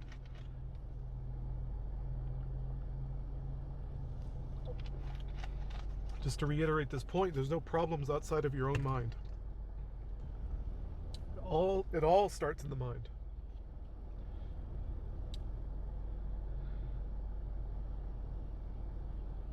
Right, I go on a little bit too much personal information. Uh, so basically, at the end of my sentence, I said, all I can say is love them anyway. Anyway, all I can say is love them anyway. They literally can't help themselves, and they really can't. Like, it's the brainwashing. Like I said, the moment they're spat out of their mother's wombs, it's like the indoctrination starts. And to an extent, if you want to look at it that way, it's just like I mean, it's probably you could kind of compare them as the same thing. It's like the download is that You know, I don't want to necessarily say like, oh yeah, like, their whole family is NPCs or whatever, but I guarantee most of them are. And you just kind of have to look at them like that, and they're taking their download, just like, I mean, even people that aren't NPCs take the download to some extent and have that happen to them. But yeah, it's like a download thing. You just kind of have to recognize it as that. Don't necessarily see it as some kind of like purposeful malice um against you in some ways. It's just kind of like what they have been programmed to do, what the download told them to do, what the system told them to do in that moment. Um And this connection to language starts and all that. And the emotions start and all this false, just this falsehood of what you're taught reality is, right? Just super convinced that it's all about the physical. So the next one here is a comment I left with to one of Kirk's videos.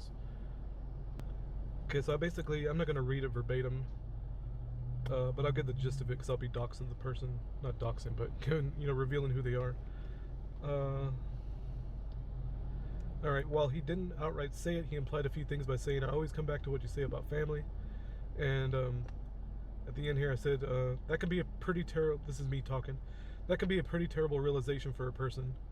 I mean, I've already swallowed the black pill in a sense, but this person wouldn't dare talk about this stuff like the toxic family dynamic or the twisted relationship between mothers and her children on his own channel, or even in a comment, nor would I recommend nor expect him to. And this is me talking to them directly. Like, I would never expect you to talk about these things because they're so personal, right? They're so it's just so visceral when you bring up the mother or you bring up the family or whatever, which is and then and in this kind of shit,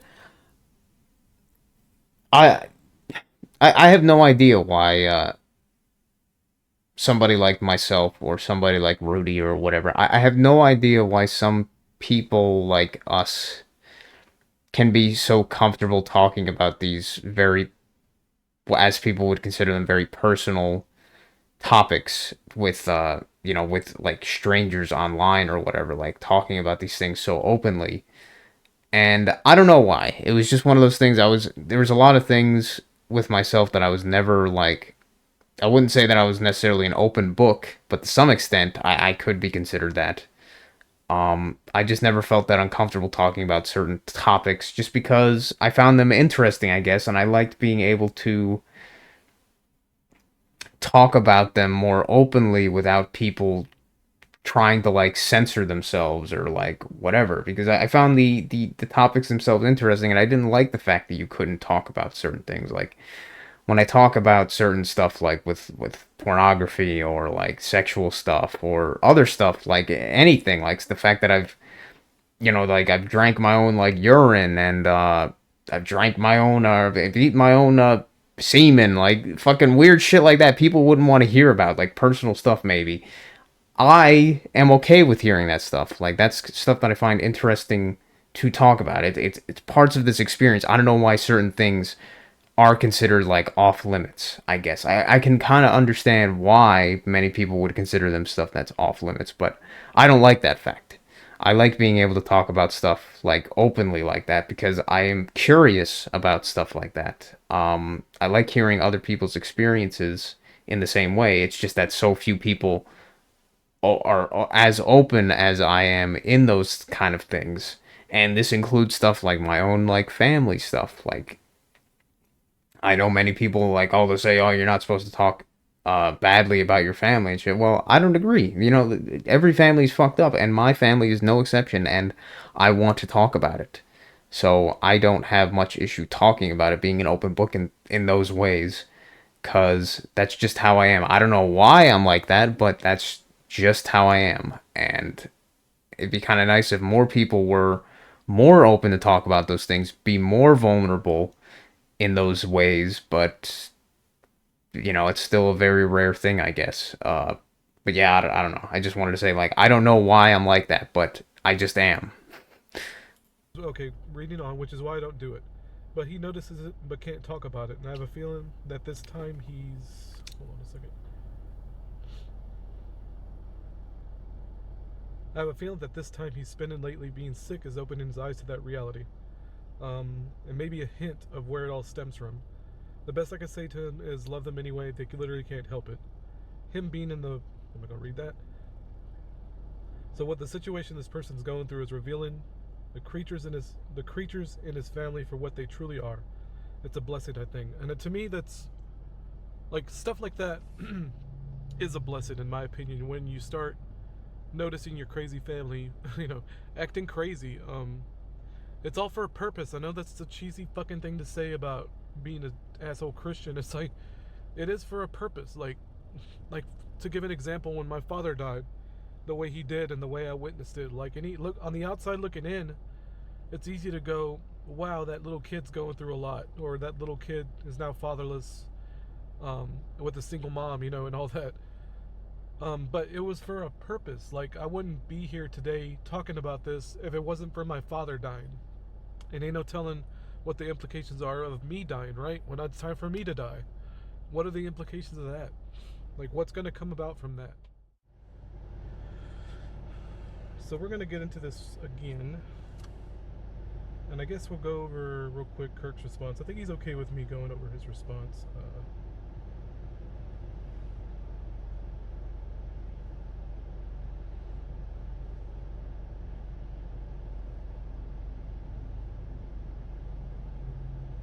Alright, so let's go over Kirk's response. Like I said, I think he's okay with me talking about it.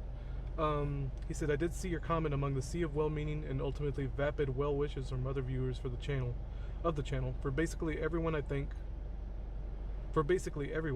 people can tell us exactly how stuff works, but you won't really start to get it until you actually experience it for yourself. And in his case, talking about the guy, that's going through the thing, and in his case, he's probably starting to see that even more recently. Probably should have seen it during the CV stuff when he was essentially uninvited for saying he wouldn't get the jabba dabba do, nor put a face diaper on. And also what can be implied from the many stories he's talked about involving his mother and father and their slew of screwed up actions and such. Him having a vastly larger channel as well as getting a fair amount of his income from the people who donate to him really does make it a much more difficult decision on what topics are off limits to be talked about so plainly.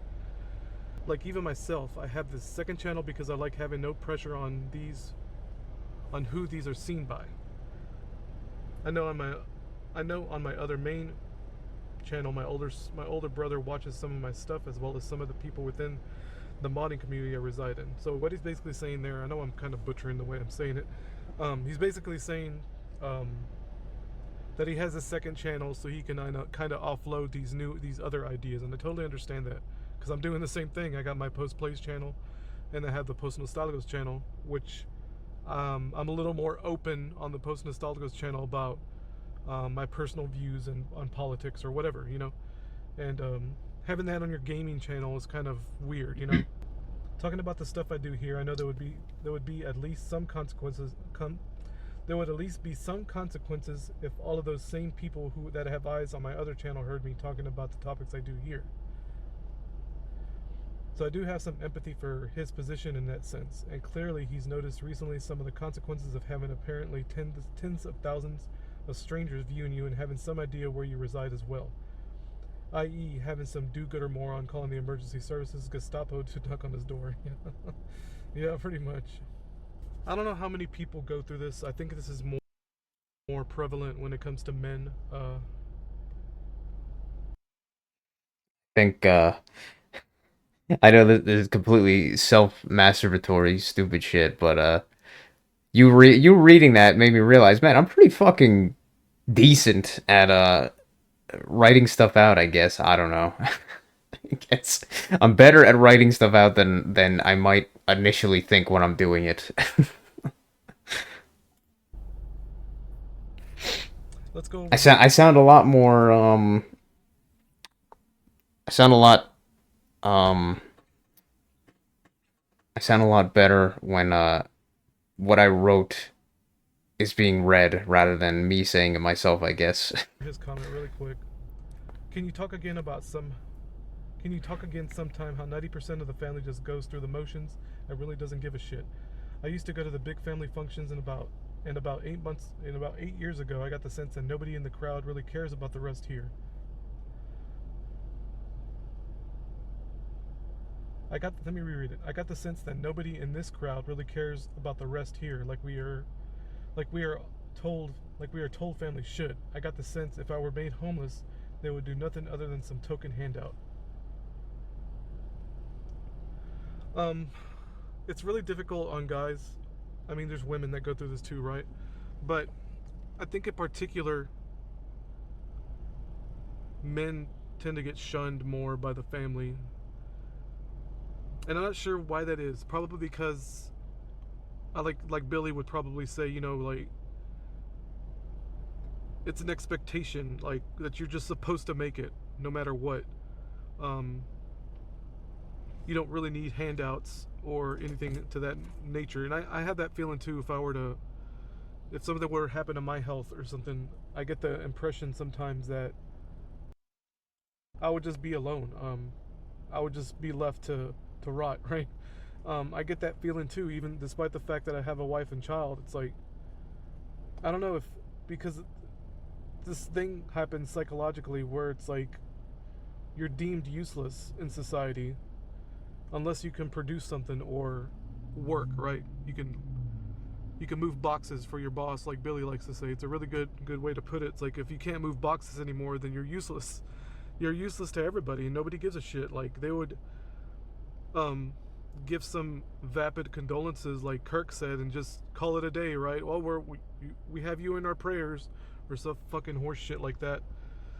Even a guy like, Phil Robinson, getting back to that real quick, even a guy like that would just give his well wishes and say that he's praying for you or some bullshit and leave it at that. When really, in reality, you need physical help, Like the well wishes and bullshit like that doesn't really do jack shit in this reality, in my opinion. But yeah, like society, this society or whatever, like it's ironic is that this society has been encouraging men to be, or encouraging or causing men, encouraging or moving men towards being weak. It wants men to be weak.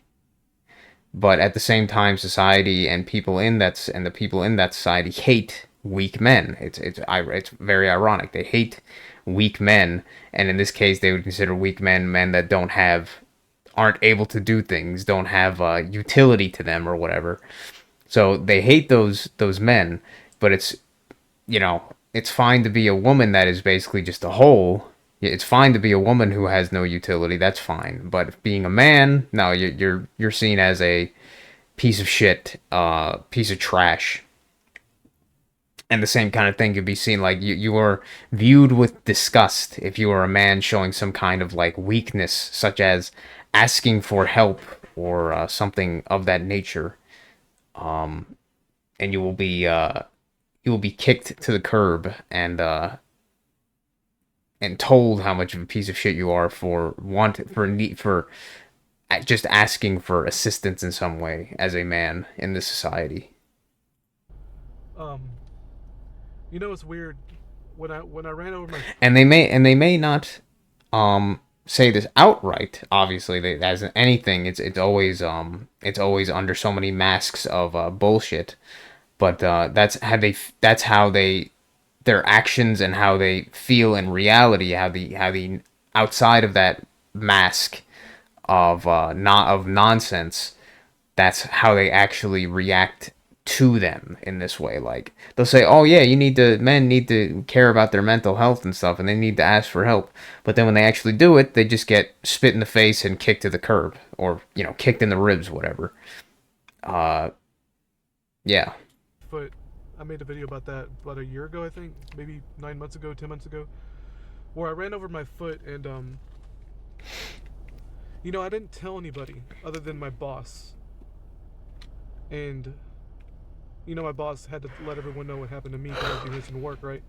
So one of the girls, I forgot her name, but one of the ladies who went to the church that Karina went to, that lady I used to work with overnight, they went to the same church, and Karina actually didn't hear it from me first. She actually heard it from her church first. Like, everybody at the church knew. And I don't know these people, okay?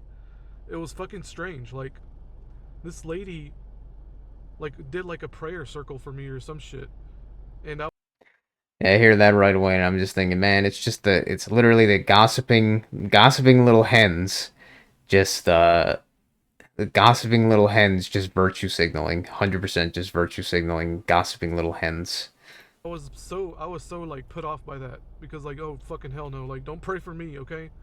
I don't need your damn prayers. Like, um I was already at peace when it happened, so I was complete stillness when I was going through that. And yeah, I had a little bit of doubt, right? You're always gonna have doubt when serious shit like that happens. But I didn't break anything, which I kind of figured I didn't when it happened. Um, like, when it happened, I thought to myself, kind of like Matt when he tells his story about how when he was out cutting trees down, he almost had a limb fall on him, and he thought he was done for, right? And I don't know, can't remember exactly how he felt about that. I know he's talked about it plenty of times, but I don't remember the specifics. But it's like that, where it's like something happens in a moment and everything slows down, but you just kind of know you could be done for, right? Like, you're cooked, to use the Zoomer term. Like, you're fucking cooked in that moment. Um, because when the when the door kind of ran me over, like, I hit the ground. I felt the tire go over my foot, which is a fucking crazy feeling, by the way, in case you don't know. So the tire runs over my foot, and I didn't know where my let's say my I didn't know where my head was in comparison to the rest of the vehicle, right? So the next assumption as I'm on the ground is that this tire's gonna run over my head and I'm done, right? Maybe. I probably would have lived, but I was like, I might die in this scenario, but nothing happened, right? I just basically sprained and bruised my foot really bad. I recovered in like 2 weeks, and that was the end of it. But as I was sitting at home, I kept telling my body to recover. Like, I'm resting here, and you're gonna, like, commanding my body, like, you're gonna spend this time, you're gonna spend this physical energy healing my foot, right? And I know it sounds stupid, but that's what I mean. Like, I didn't need prayers. It was all within me already, and that's why I understood that I didn't need anybody's shallow fucking prayers, whatever they think they're doing when they pray for people. And you can, like, a dumb Christian or whoever was doing that can make an argument. It's like, oh, it was our prayers that made you better. It's like, okay, think whatever you want, but I'm telling you, when it happened, that's why I was like, I don't need your dumb prayers. It's already within me. My body knows what to do. I already have the little God within me, And that's the kind of reaction. And these people that do prayers and shit, like your family, your dumb family, or your stupid friends, it's like, when they say shit like that, it's just so meaningless. Like, it doesn't do anything. Like, I don't know what could have helped me. Nothing really. Like, I didn't really need help. I had a cane. I had my foot in a boot, and that was it. Just whenever anytime I hear the thoughts and prayer shit, I just immediately think they're not. It's a selfish act.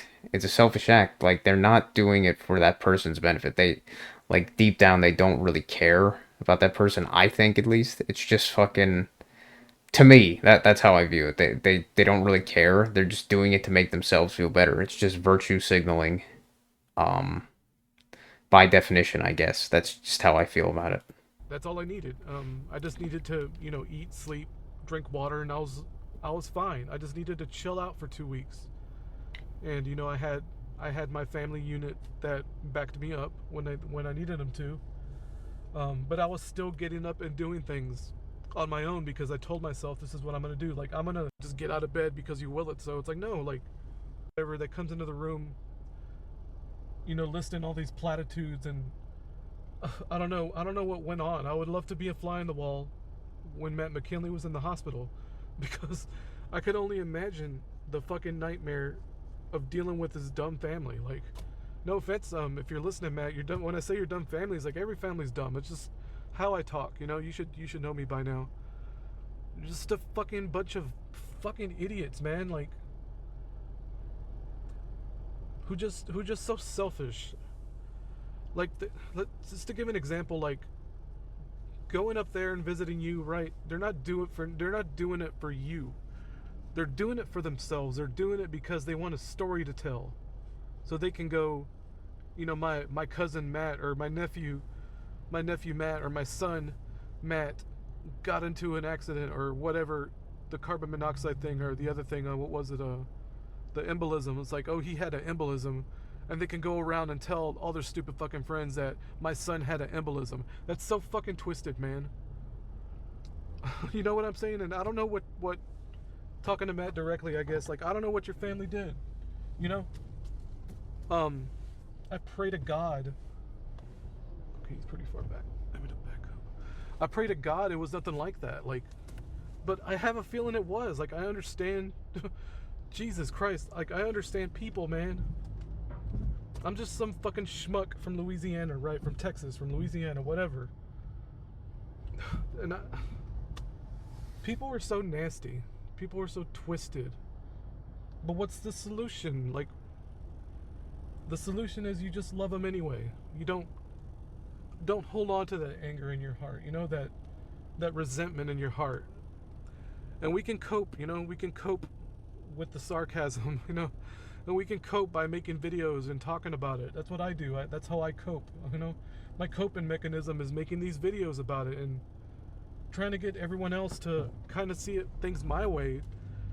And like I said, I'm not trying to be anybody's guru. I'm not trying to be a fucking preacher. I'm not trying to be anything.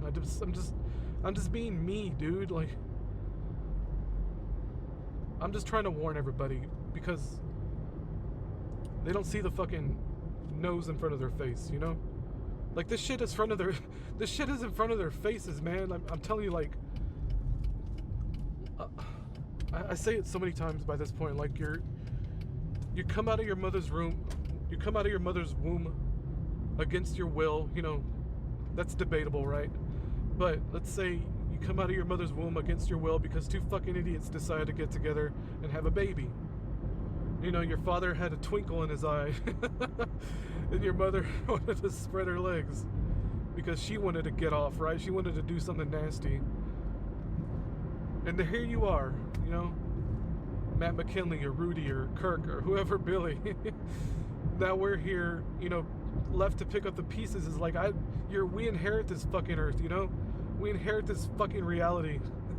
And like, we're expected to try to understand it at the same time. It's like, oh my God. I have to apologize to my daughter sometimes. When I'm like, I legit have conversations like this with my daughter, and I'll apologize, be like, Stormy, you know, it's like, I'm sorry, you know, the fucking boomer gen, bunch of fucking idiots, the biggest group of fucking idiots, man, left us a goddamn mess.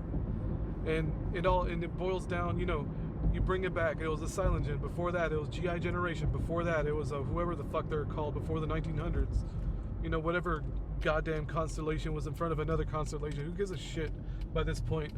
But it's like, two fucking morons had a baby, and two fucking morons before them had a baby, and so on and so forth. And we can go back all the way to these two jackasses, these two assholes named Adam and Eve, right? And then who do you blame from there? God himself? Maybe. I mean, I don't personally. This is all on purpose, man. God, he set it in motion. All on purpose. This is what we're supposed to witness. We're supposed to witness this insanity.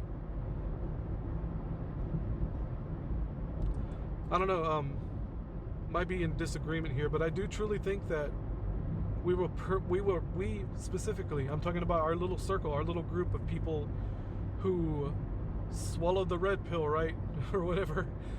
Our little group of assholes who see a little more clearly, and we're just navigating the reality, right?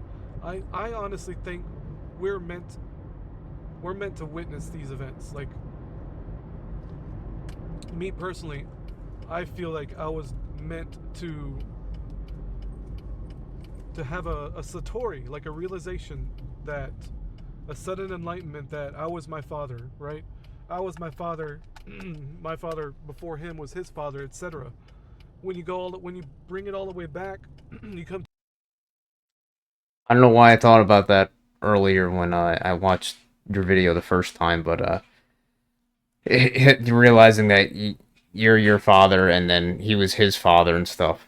I don't know why that made me think of the stupid movie Forrest Gump when Lieutenant Dan was having the flashbacks or whatever about or no when it was talking about his history or whatever, why he was in the military or whatever the fuck, and what his family thing was like. All of his fathers and his father and his grandfather and his grandfather and his grandfather, or his father, whatever.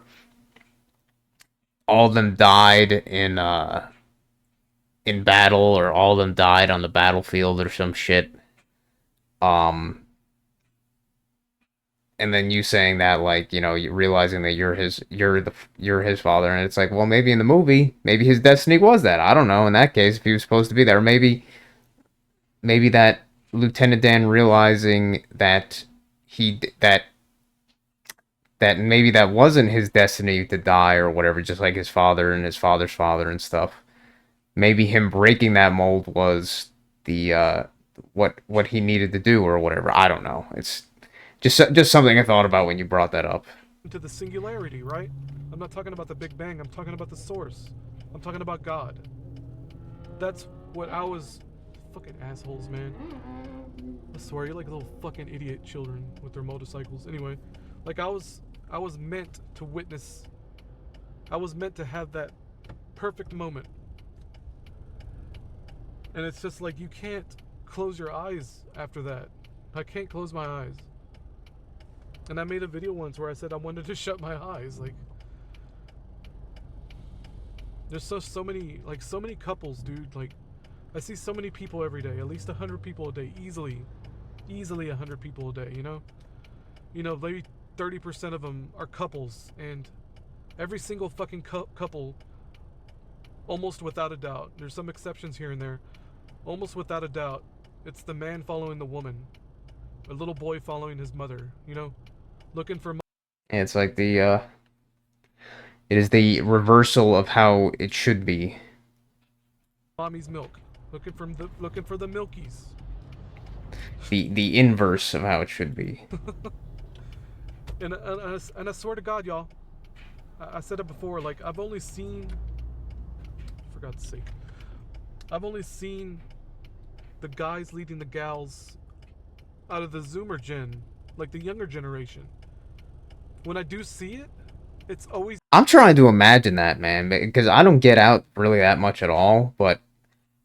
And I guess the places I go to, the area that I live is mostly like older people or whatever. But well, you know, like when I go to the store, I very rarely see, like I'm not saying I very rarely see couples of like men and women, but most of the time it's either single men or single women shopping.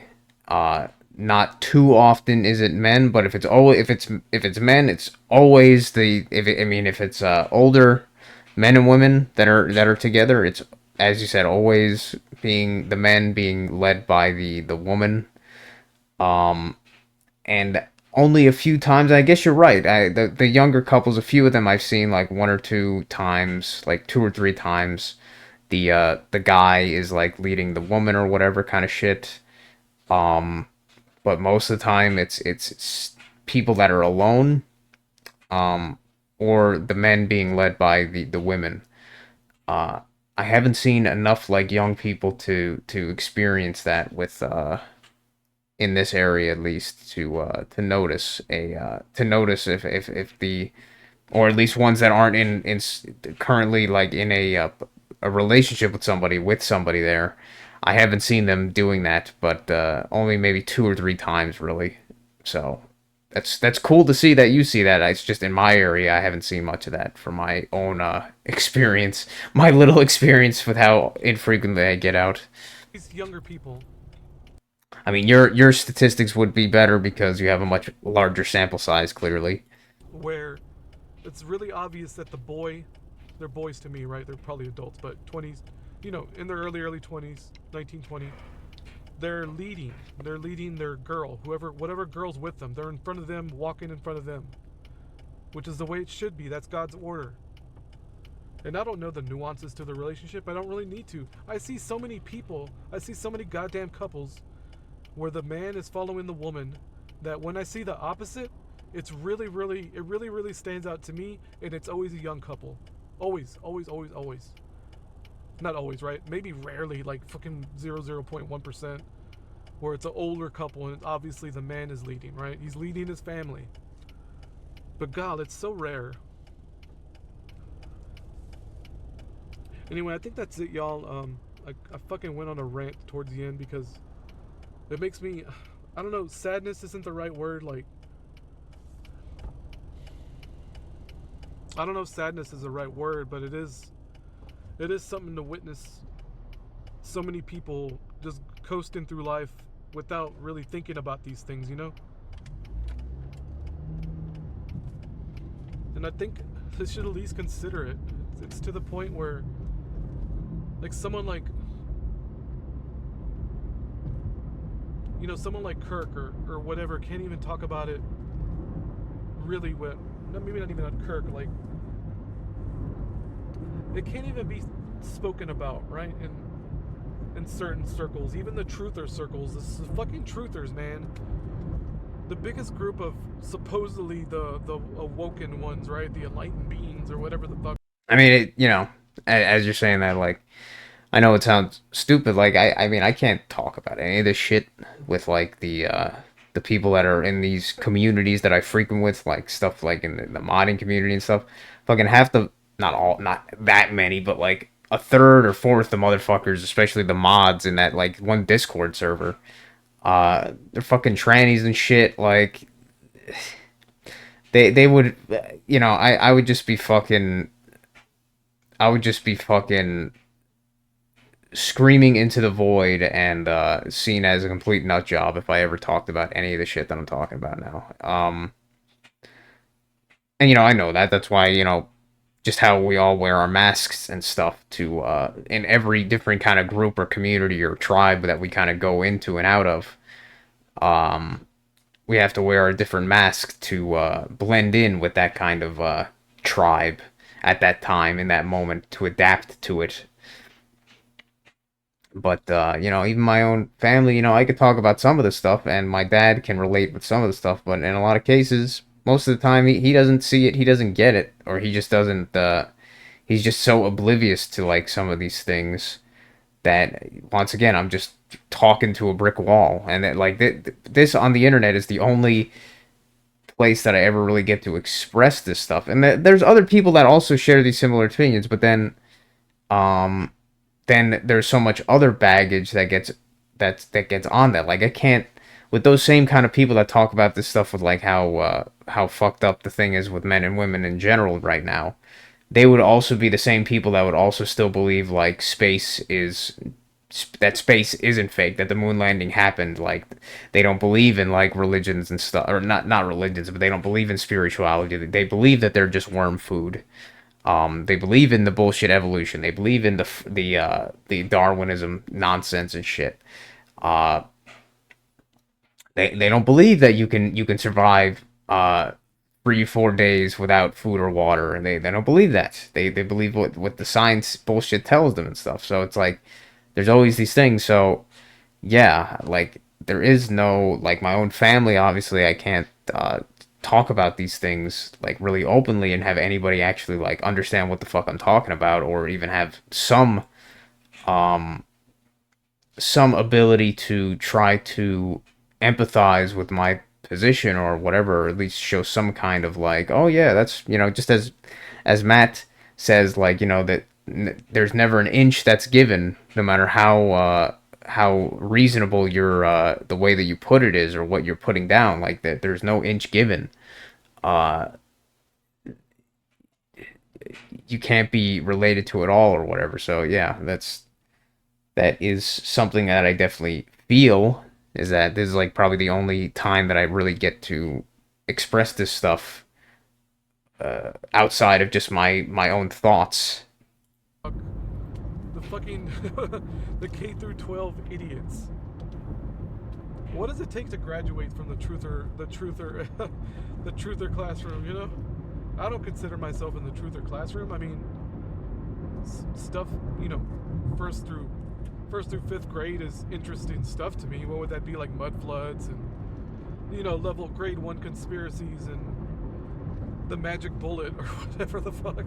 Like, I don't care about that stuff. It's interesting. Like, yeah, I'll watch a video. Maybe I'll watch a video on it. If one pops up, I'll be like, oh, okay, that's kind of cool. Whatever. Yeah, duh. It's a fake reality. Who cares? But nobody, you know, not a whole lot of truthers or whatever will take it as far as I will. And I'm that's like humble brag, right? Like, I'll take it far. I'll take it way out into the stratosphere, to the point where I'll even point it back at your mother. You won't even see these guru types do that. These fucking, you know, these people who claim to be, who will say that the God is within them, right? Or the God's within you, or whatever. But they won't dare talk about their mom. They won't dare talk about their family or their blood kin or whatever. Golly, it's just the brainwashing, man. Like, the brainwashing is just so afraid, right?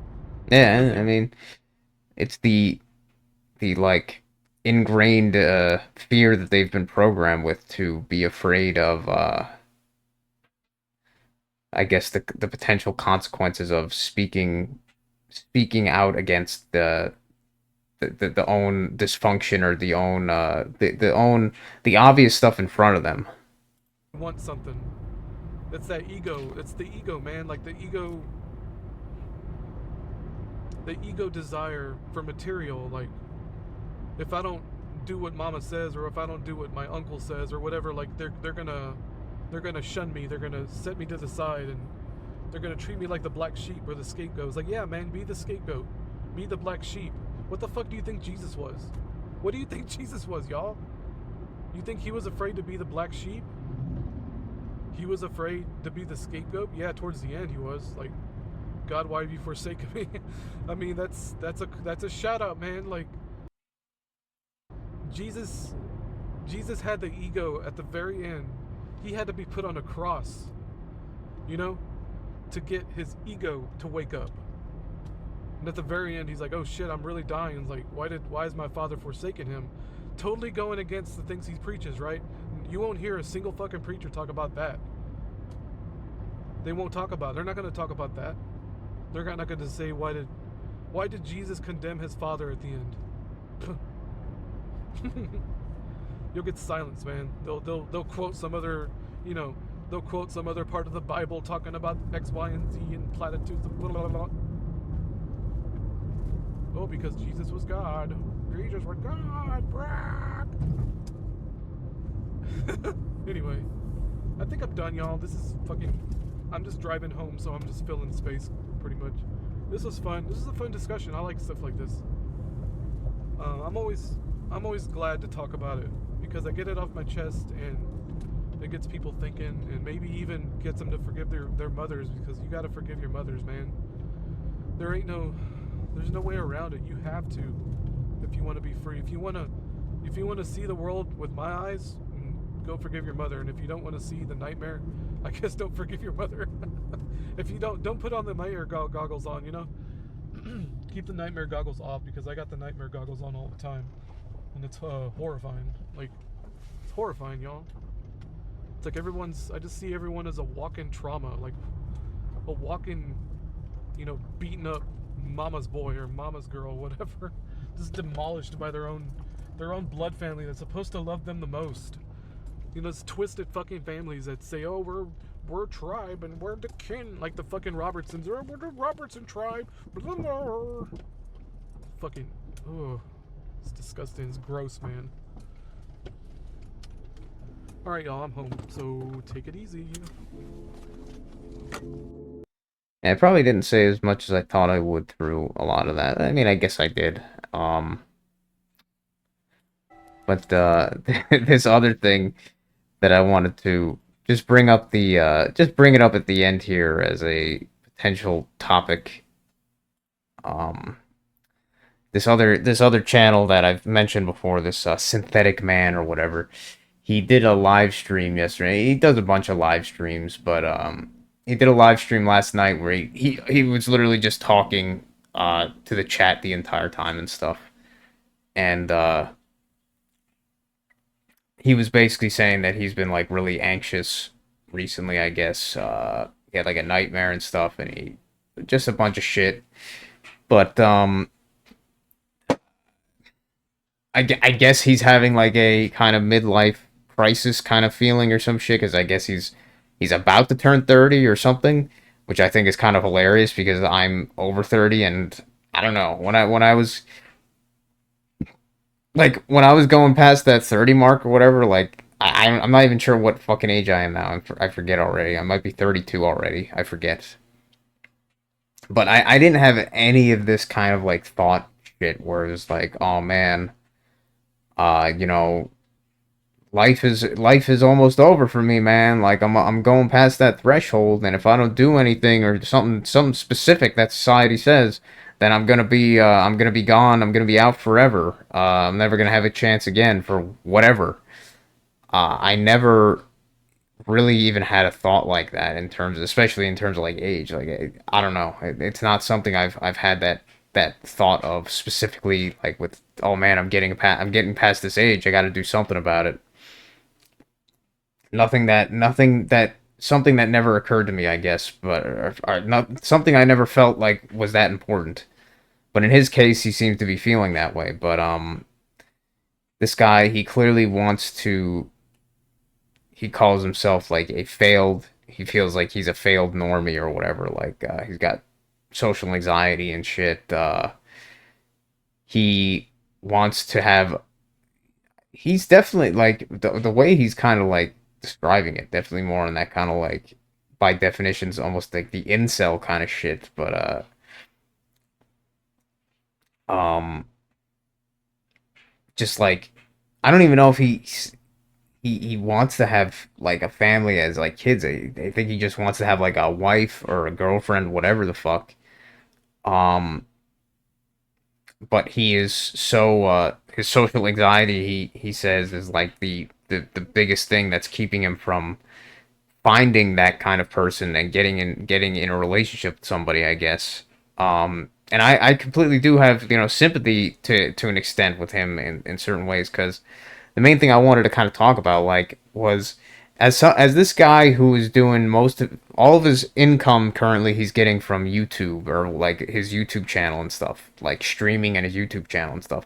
How does somebody that is doing that ever really even interact with like women, um in like an organic kind of like way? Because where are these women in society? Like most of them are working. They're either in academia. Uh, they're either in academia. They're already in a relationship with somebody else, so they're probably at home being like a housewife or whatever the fuck, or just sitting on their ass. So they're either doing that, being a housewife or sitting on their ass. They're in academia, or they're in the work, quote unquote, the workforce. They're working these like normie jobs and stuff. Um, Very few of them, besides, I guess, besides these streamers and stuff that are quote unquote working on their own, but like Twitch streamer thoughts and stuff. But I wouldn't really consider those as potentially valid partners or whatever. I think they're the most damaged goods you're gonna find around, so you probably wouldn't want to get involved with them. But where is a dude nowadays ever gonna find like a chick? At least, especially outside of these outside of, let's say, these very like rural kind of communities, or rural kind of states, or whatever the fuck. Like outside of that, in these like more like populated, like densely populated, like more kind of sort of like city or suburb kind of things, in these like coastal cities, where are you gonna find a chick outside of that. Like, if he's not going to bars, and if even if you are going to bars, you really think you're gonna find like a chick that's worth a shit there? I mean, you know, you obviously you're gonna have to, if you want even like a chance of that, you just gonna have to fucking notch your standards down like significantly. Like, oh yeah, you know, one that's had sex with like 50 guys. Like, oh yeah, well maybe make it 100 the next time. Maybe make it, you know, like, I don't know where you're gonna fucking find that. And the online dating shit is a joke. Like, a complete joke, like a actual like clown show. You would never even want to bother with that shit if you're somewhat sane. Um, so I don't know. It's just one of those things. I'm like, man, how the fuck would a guy in this situation? I'm not having that. I have sympathy for him and empathy or whatever, but at the same time, I do have to wonder, where is somebody like that even supposed to fucking get involved with like a woman or whatever? Find that kind of like stuff. I don't know. Like, the only thing I could think of is like certain communities, like hobby groups, kind of shit. Like, maybe, but even that is so rare because so much of it is going to be predominantly men and stuff, obviously. So like, even if you say did like shit, like, I don't know, you started doing in person, like, even though those are getting more and more rare anyway, in person stuff like Dungeons and Dragons, like groups and stuff. How often are you gonna have women in there? Like, probably one out of eight at best. Like, in a lot of cases, like one out of eight of them are, like, seven out of eight are gonna be men, and then one out of eight is gonna be a chick.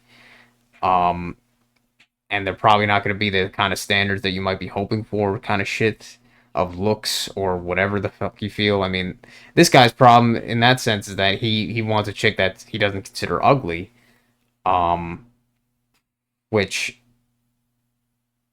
you know, it's kind of one of those things. If you're a beggar, you really can't be choosing, because I don't think you're gonna be able to find any of that. But yeah, I don't know. It's just one of those curious things in this current modern society. Like, how the fuck is a dude with that kind of like being a more of an introvert? How are they even, if not working like a normie job? How would you even hope to find any kind of like woman in that situation or whatever? I don't know. One, especially not one to is to a certain standard. Uh, because I mean, even some of these women that I've worked with are like, to many ways, I'm like, well, these are fucking damaged goods. So it's just like, even then, yeah, I don't know. It's not some chick you'd want to be in a relationship. Basically, maybe a quick a quick fling, but not a relationship. But yeah, I don't know. I wonder. I give these. I guess it's easier when you're. That's one thing about the school system, that is, it kind of just forces all these people together. Is that's probably the most likely time that a kid is going to, that a person or a guy is going to find somebody potentially to get to be to get into a relationship with, is like stuff like the school system, academia. But then outside of that, I guess maybe that is correct about the past 30 thing. Like, once you're out of all that stuff, where are you gonna find any person that where are you gonna find it? And maybe it's true. Maybe you just won't, because I don't really see many options. Uh, and I'm not really looking for it. I mean, I've thought about it. Obviously, it's just not nearly as much as this guy is. Like, he's talking about he's pretty much lacking a purpose. Like, outside of getting more views on his YouTube channel, even though he's getting less passionate about it, he feels like he doesn't really want to be playing video games that much anymore. Like, you know, he doesn't have doesn't really have the desire to do it. He's just kind of doing it because of the channel. And he's like, well, where do I go from here? And this is why I guess I have this advantage, in that I have the kind of spiritual realization of how this place kind of, how I see this place and how it works. That so I don't feel the same way, I guess, in that my purpose has to be something that is like linked directly to this place. I guess you could say is that he feels that he needs the kind of pre-packaged purpose that comes with making a family, I guess. And maybe everybody kind of needs that to some extent. Maybe some others less than others, some more than others. But yeah, I don't know what a solution is to this guy's particular problem or particular like situation. I don't know, and it is a curious thing to consider. I don't even know why I showed it because I didn't show any like footage, but um, Fucking Tyranitar, Houndoom, Salamence. You can see and he's not a dumb guy. it's a gift. What are you gifting me, Chuddy? He's not a dumb guy. It's just he is very, very somehow even more pessimistic than I am. Um, but yeah, that's just something I wanted to bring up that nobody seems to have a real like solution to.